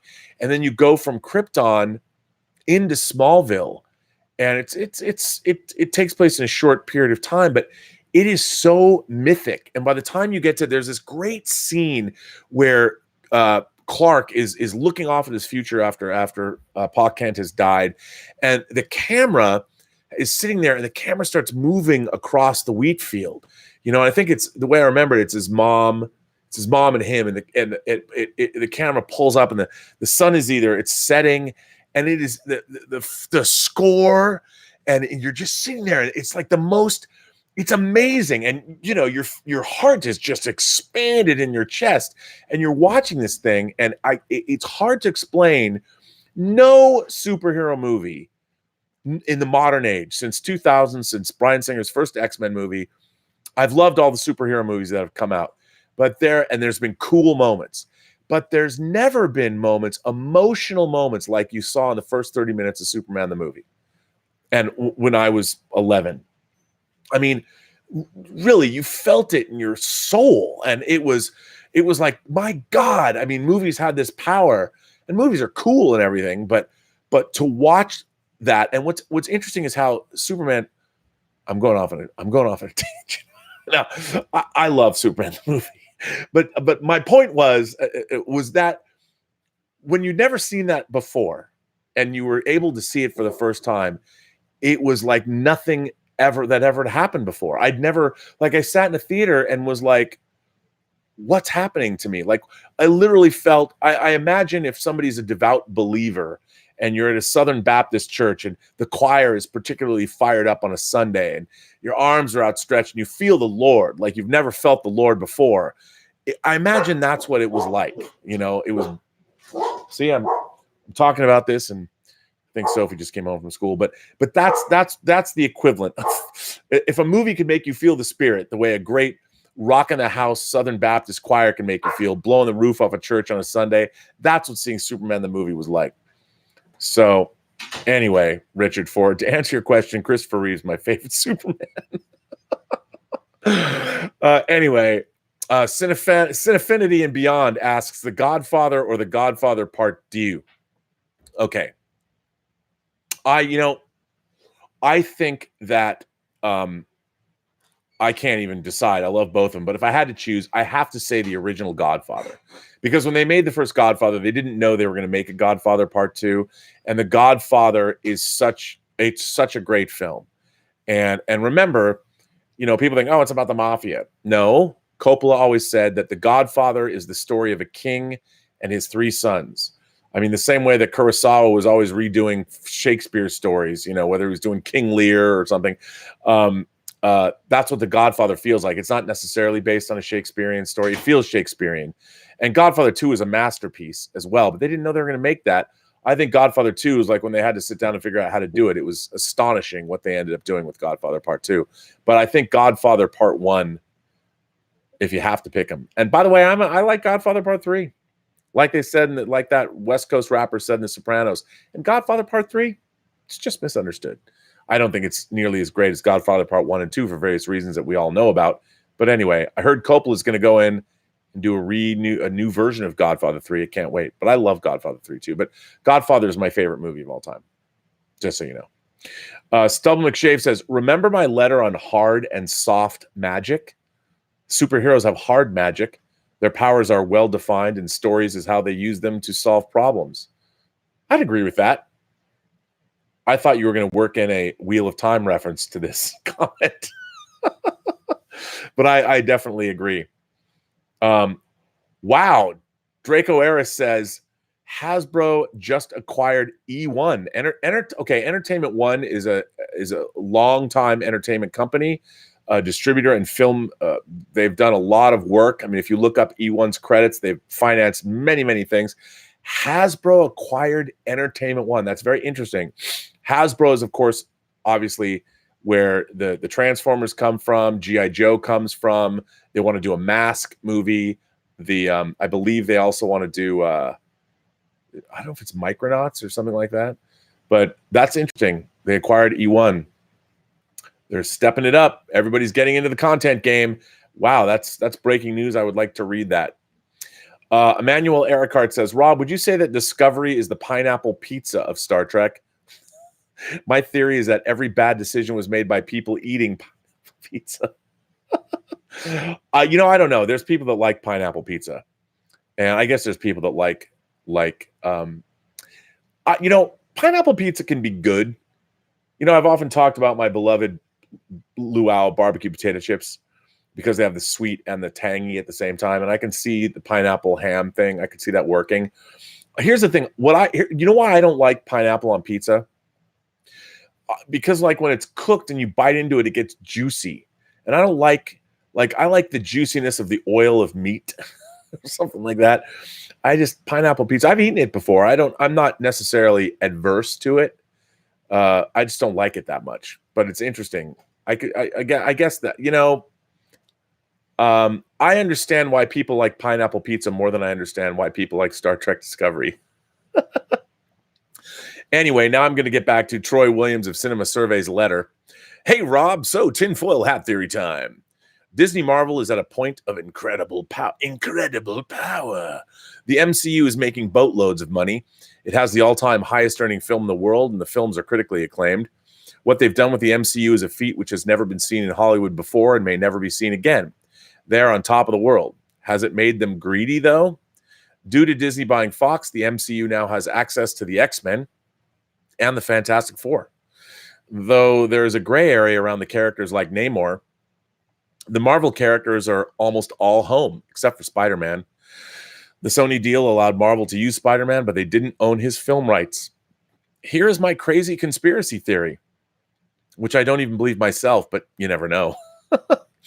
Maybe Marvel wants to get the rights to Spider-Man and his surrounding characters for a discount. The 50-50 split contract that Marvel wanted would have eventually choked Sony out financially. Eventually, Sony would be forced to sell the rights back to Marvel, since it would have been unsustainable for them to continue sharing him. That would place Marvel in a position to get a great discount on Spider-Man and all of the Spidey characters, since Sony would have little negotiating power. As of now, Spider-Man would be extremely expensive to buy outright, but in this hypothetical situation, they would probably get Spider-Man for bus fare. Do you think this is possible, or am I way out in left field? Thanks, Rob. Troy W. from cinemasurvey.net. P.S. And now of the Cinema Survey Movie Reviews YouTube channel. Your live chats, along with John Campia, Jeremy Johns, and Chris Stuckman's work, has inspired me to do my first video review, and for that, I want to thank you. I've learned so much about movies and the film industry as a whole from your channel, which has been an immense pleasure. Keep up the great work. Well, Troy W., cinemasurvey.net, and now the Cinema Survey Movie Reviews YouTube channel. I invite everyone to check that out. First of all, me too. I really like Chris Stuckman. I don't know if I met him once or not at Collider, but I really like Chris Stuckman's reviews. I don't agree with him 100% of the time, but I think he does a really good job. And of course, I adore Jeremy Johns. Love him to death. And of course, who's John Campia? No, I love John too. And obviously we work together. We have a great time. But I'm glad, you're setting out and doing your own movie review channel. So good on you. Congratulations and well done. I think YouTube is a great untapped potential for everybody. For me, this is, of course, my therapy, because clearly, if I didn't do these chats every day, I'd be spinning off the deep end. I don't know what I would be doing. I'd probably take all my unbuilt models and all the parts out and mix them all together to see if I could figure out where they went. You know what? I don't even believe I just said that. That's a horrible thing. I never want to do that. Forget I said that. Scratch that. I would never do that. That would be a horrific thing. But congratulations on starting your own YouTube channel. I think that's fantastic. I am always a fan of people who go out and do things. Now, here's another good letter, and this letter comes from our boy Dieter Bastian out there in Deutschland. And I love it when Dieter writes in. He's a longtime participant of the Post-Geek Singularity community. He actually sent me my first Blu-ray, which, by the way, I have yet to watch. But I've looked it up, and I'm very curious to sit down and watch it. I'm going to try and watch it this weekend, I think. So this is Dieter. Greetings, Rob. Dieter here. Wow, Rob had all of his hands full to stop even his listeners from forming a lynch mob and storming the gates of Sony after the bombshell dropped about Spider-Man being out of the MCU and that no deal could be made with Disney about keeping characters on board. I already could hear the song Mob Rules from Black Sabbath playing in the background to the scenery of the fandom taking down some corporate overlords. Rob tried to keep us cool and give us all the ins and outs about the deal to get a clearer picture of what the F is going on. Of course, even I was in some sort of shock after the news dropped live on Robservations, but I'm not writing in to give my opinions on who's to blame. I'm already at peace with it. Why? Well, I try not to see it from the business side of things. Instead, let's look at it from a story point perspective. Would Spider-Man leaving the MCU right now in the current state be that big of a deal? For me, actually, no. The story between him and Tony Stark has run its course and played out marvelously. Yes, there's some sort of Spidey taking over for Iron Man being injected into Spider-Man Far From Home, but considering that many didn't like the Iron Man Spider approach, that Happy Hogan is only a third-tier fiddle. But considering that many didn't like the Iron Spider approach, and that Happy Hogan is only a third-tier fiddle, to leave it behind could actually be a good thing. Sony could easily be picking up a story where the cliffhanger in the mid-credit scene has left us without having to deal with any further kinds of connection to the MCU anymore. Of course, Tom Holland should still be playing him with all his known classmates, and Marvel should have no problem to continue the Skrulls' involvement from the after-credit scene in some other shape or form. So for me, if the split has to happen, do it right now. It's a good point in my opinion. Just from a story perspective, it could be much worse. I know the fandom pitchfork people are afraid that Sony will drop the ball again, considering their own last outputs with the character. And considering Venom, those fears are totally justified, because that movie was just trash, and not in a good way. How Venom could go on and make so much money is beyond my comprehension. But one isn't. So, Rob, I've already made peace with this earth-shaking headline. Have you? Keep on swinging. Dieter Bastian. Well, Dieter, I don't know if I've made peace with it. I like Spider-Man in the MCU, but to be honest, I really liked Spider-Man Far From Home more than I thought I would. I was not as big a fan of Homecoming, specifically because Spider-Man seemed to be too reliant on Tony Stark. I mean, Tony Stark found Spider-Man because he was already kicking ass in his own neighborhood. But it could work. Look, I like seeing all the characters together in the MCU, but you know what? I think that they should do a new movie. I've often said I think the new Spider-Man movie should be called Spider-Man Homefront, and you'd have an ad line or something to the effect that would say his neighborhood isn't so friendly anymore, or something like that, and he has to save his own neighborhood. He has to be the friendly neighborhood Spider-Man and bring the threat, make it an extinction threat level, but it's an extinction level for his own neighborhood. Maybe it's gentrification. I don't know. But I think you could do something really, really cool. Really, really interesting. But we shall see. We shall see. But yeah, if it goes south and they never get it back together, I mean, I'm still going to go see the Spider-Man movie if they make one. Like, why wouldn't I? Sorry, my lips are getting all dried out. David Crabtree is here. David Crabtree. Now, for those of you who don't know, David Crabtree, USMC, he is a great artist. He's doing his own artwork, his own comics, but he would always do artwork of me and John Campia and stuff, and he's a great artist. So he's been a longtime fan of mine, and I've always appreciated his artwork, and he's done some great stuff. He has written in, and this is an interesting letter. I really like this letter, and it comes from an artistic place. He is after all an artist, a graphic artist, and I think he's quite a good one. And so this comes from David Crabtree, USMC. Rob, so something I was just randomly thinking about that I thought would be fun to bring up here, and I'm quite sure a few people would disagree with me. I was watching Raiders of the Lost Ark, as one does, and it got me thinking. As huge and financially successful as Avengers Endgame and Avengers Infinity War and all these MCU movies are, and to varying degrees some of the other modern superhero films, none of them have the same lasting cultural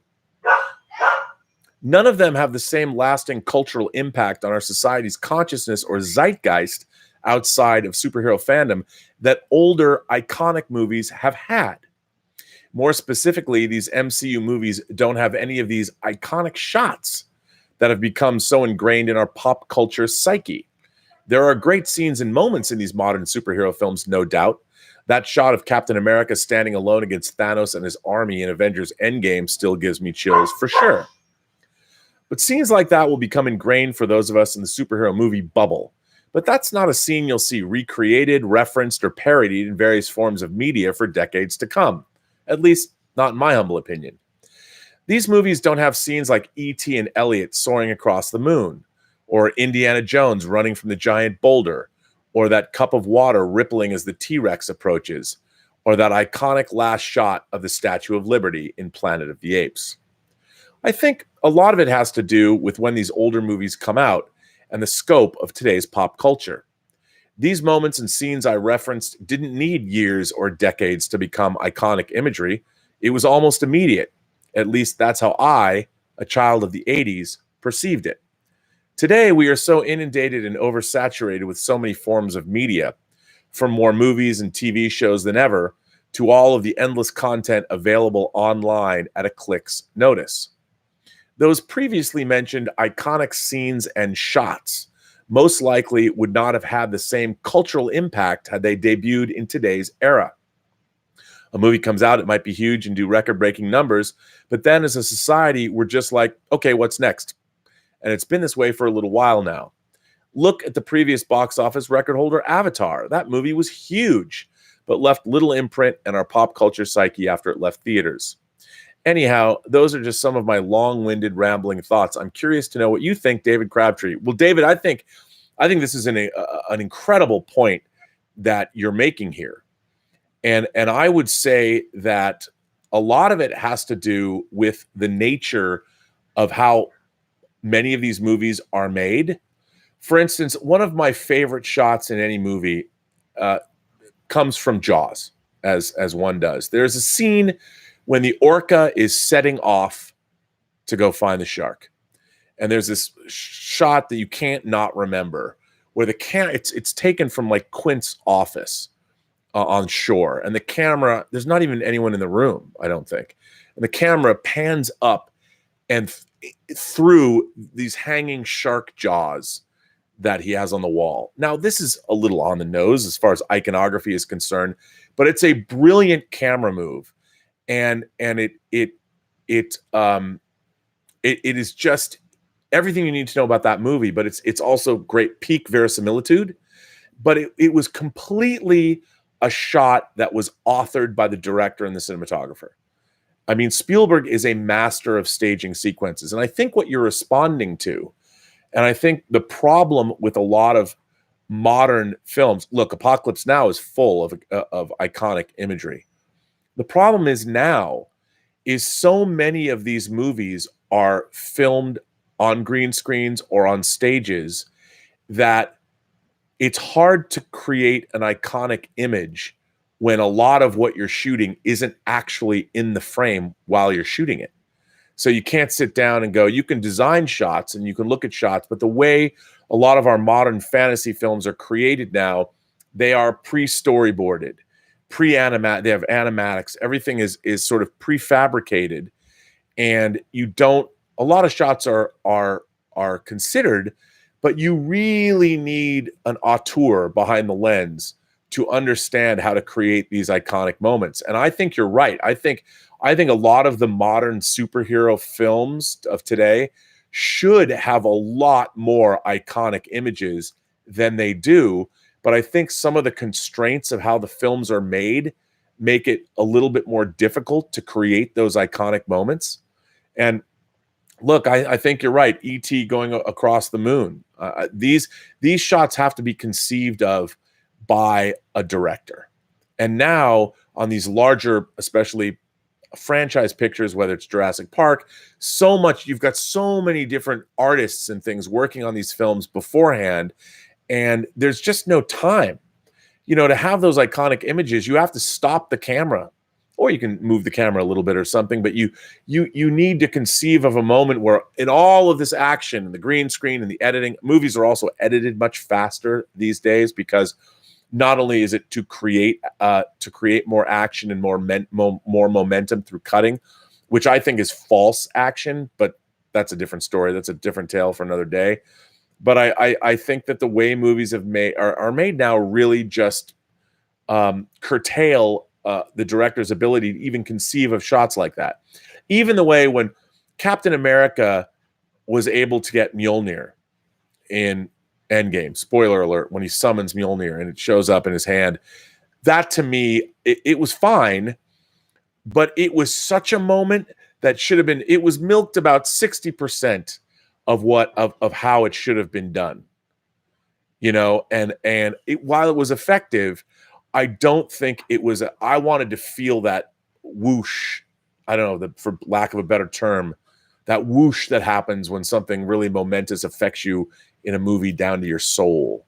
And I didn't feel that we got that as much as we could have. But anyway, I think you're absolutely right. And again, it's how movies are made. It's the way movies are paced. And it also has to do with the directors. The directors on these movies they don't have as much leeway to come up with those shots, because so many people now are involved. They have to be, because of the green screen and the visual effects. And it's almost like when every movie has a visual effect. And that's not to say that E.T. crossing over the moon wasn't in fact a visual effect too, but we didn't need 10 different shots. Now you would have had multiple cuts in a scene like that when all you needed was one shot. And nowadays, it's ballsy for a director to rely on one shot to convey something. You want to have it. You want to have the material to cut to, and you make it like this. But yeah, great point. Great point you're making. I very much appreciated that. Really like that. Now I've got my boy Cal Kamel over in Malaysia, the man who made from Swak Props, who made me, of course, the copy of the Nine Gates, Kingdom of Heaven, from Roman Polanski's Ninth Gate, and sent me his prop replica. He makes prop replica books. I think everybody should go check out Swak Props at his Etsy store and look at the Grail diary he's making from Indiana Jones and the Last Crusade. Now, Swak Props has already done right by me. Not that people have to send me gifts. I'm not saying they do.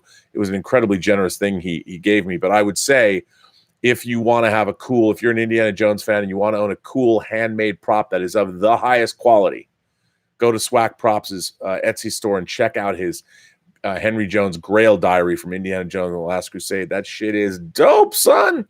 Anyway, he's written in before. This one comes from Cal, Swak Props in Malaysia. Hi, Rob. Does anybody on social media even read whole articles anymore? Apparently, most people don't.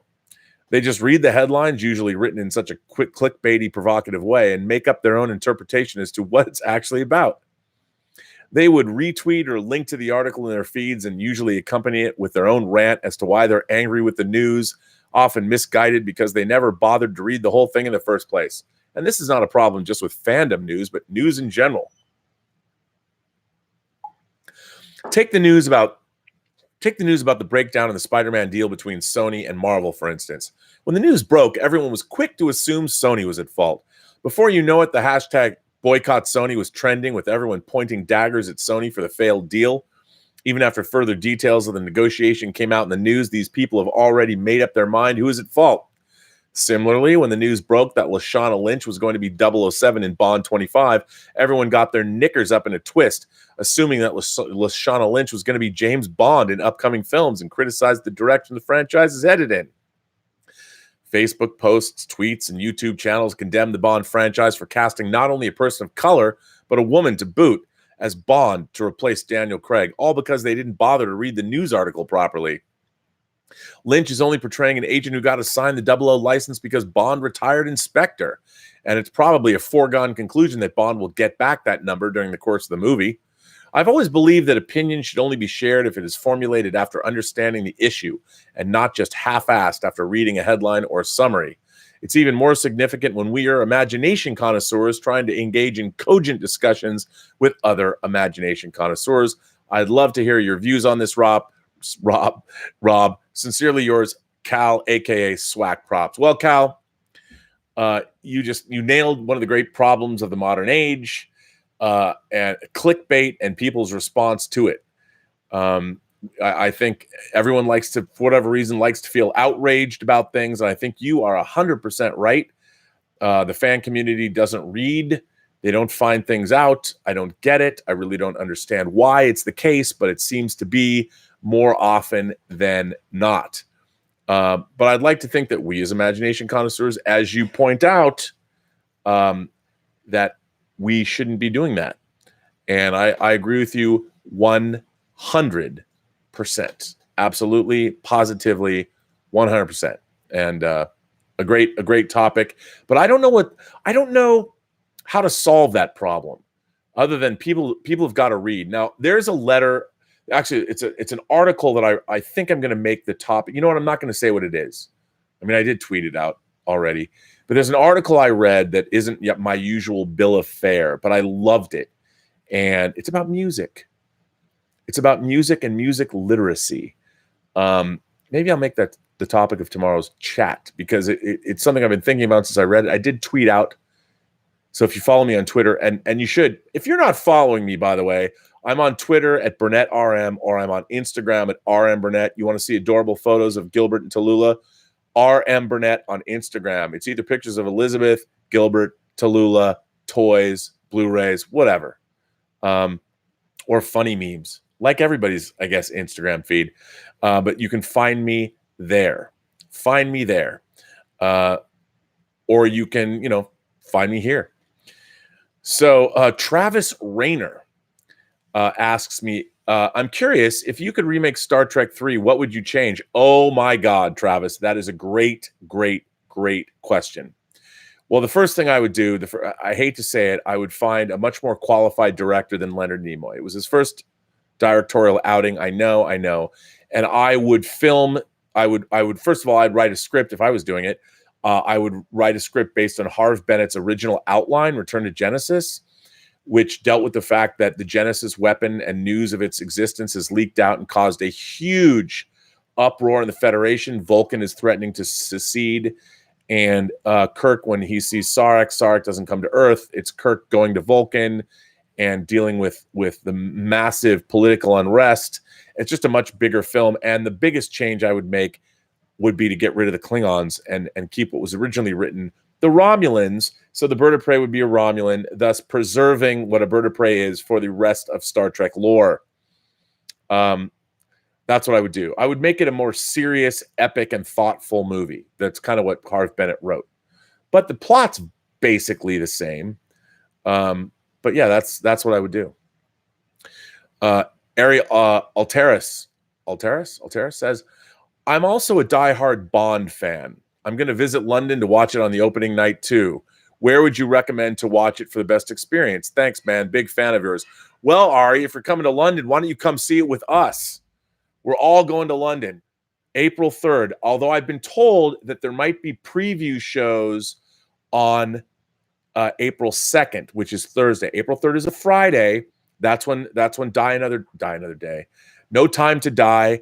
No Time to Die, Bond 25, No Time to Die opens in the UK on the 3rd of April, and everybody is invited. We're all going. We'll figure it out later. We're all going to go. We're all going to go to the Odeon Cinema in Leicester Square to see that. Or maybe if somebody can convince me to go to a different theater like the IMAX theater, I just like the Odeon Cinema in Leicester Square. It has a very storied history. Plus, Leicester Square is great. We can stay at the St. Martin's Lane Hotel. You can walk there. It's a great place. If you're hanging out in London, awesome. Every place you can walk there, it's fantastic. So that's where I would say to go have that experience and have it with us on the 3rd of April. Or if No Time to Die is opening, if it's actually going to have previews on Thursday night, I guess we'll have to be there then, won't we? We'll see. Richard Ford says, thanks for the Superman the movie riff. You rock. Well, thanks for being the person who precipitated that rant. Robert Perez says, now I'm going to watch Superman the movie. If you do, there's a new beautiful 4K restoration on disc. Oh my God, play it loud and watch it on a big screen. Cinefinity and Beyond says, thanks for being a bridge for fans between John and Collider. Well, thank you. I never thought about that way, but I'm happy to hear you say that. That's very nice of you to say. JB Bonifacio says, whatever will Marvel do now with only the X-Men, Fantastic Four, Deadpool, Blade, the Eternals, Shang-Chi, etc. to play with? Burn it all down, or as I like to say, Burnett it all down. Burnett it all down. Yeah, I know, right? They're going to be just fine. It's kind of like Sergio in Get Him to the Greek. By the way, one of my favorite movies. I know it's the sequel to Forgetting Sarah Marshall, which I love too. But Get Him to the Greek. Get Him to the Greek. Sean Combs in that movie. Sergio going to be just fine. If you guys haven't seen Get Him to the Greek, I'm telling you. First of all, you should really watch Forgetting Sarah Marshall because it's great. But Get Him to the Greek. I don't know why. It's just one of those movies that I love. And the scene with Sergio at the beginning of the movie, you'll know when you see it. I love Get Him to the Greek so much. I don't know what made me think of that. But you said burn it all down. Oh, because I said, they're going to be just fine. Just like Sergio said. Yes, I see. See my thought process. Sometimes I don't even know what I'm saying. Malbrained sent me a super chat. Thanks, man. Thanks for supporting the channel, but you didn't ask a question or make a statement. Well, ladies and gentlemen, this brings me to the end of Robservations number 203. This has been a fantastic chat. Thanks for everybody being here, and you got to listen to me. I felt I was particularly on today, which is probably because I'm hungry. Yes, I am hungry. I'm starving, and I really want Mexican food. I really want a 2 chicken enchiladas, con carne, rice and beans, maybe a margarita, but really I want to go have Mexican food. I'm jonesing for Mexican food. I don't even know why. I'll tell you why, because it's awesome. Anyway, I'm surrounded by great Mexican restaurants around here. That's what I want to go do. But to bring this chat to a close, I want to thank everybody. First of all, I want to thank, first and foremost, let's hear it for the moderation staff. Do we not have great moderators here? I mean, Detective Jim and the Honorable Mayor, Mr. Mike Bodden of Riverdale, Iowa, and the great Greg Smith. Now, just because I read Greg Smith's letter today, don't think that he has sway over me simply because he's a moderator. He has sway over me because he's building a 1-to-1 scale snow speeder. That's right, ladies and gentlemen. Your moderator, Greg Smith, is building a 1-to-1 scale snow speeder because I guess he needed something to park next to his 1-to-1 scale land speeder. I mean, come on. We've got a great moderating staff here, and it makes this place, the Post-Geek Singularity community, an even better place to be. But you know what makes this place the best place to be? You guys. You guys make this the best place to be because, man, the more letters I get, the people that write these letters in and everybody that supports the channel through their questions and chats and all that, how cool is this place? Like, I think it's cool. It might not be like watching the first half an hour of Superman the movie cool for the first time in the John Dan Cinema in 1978 cool, but it's pretty cool. And that's because of you guys and girls and gentle beings and people of all shapes, sizes, colors, creeds, persuasions, belief systems, genders, sexualities, whatever. It's because of the diversity of fandom, the diversity that is inherent in the Post-Geek Singularity community, which is basically, let's face it, all of us. The whole point of the Post-Geek Singularity community is that we're all living in it. And that's the point. That's the point of the channel. And you guys, every day I'm getting better letters in. Not that it's a competition, but it's great. And please, the website, the Burnettwork.net website is becoming more and more interactive. There's people generating more views, and they're going there and they're interacting with each other. If you are an Imagination Connoisseur and want to share something that you've made We have our Imagination Connoisseur gallery. We've got all the letters. All the letters that I read are already up on the website. You can go read them and interact with the people on who have written them. You know, if you think they're douchebags, don't tell them they're douchebags, but try and offer some constructive, cogent analysis of what they've said. And I know you will, because you're members of the Post-Geek Singularity community.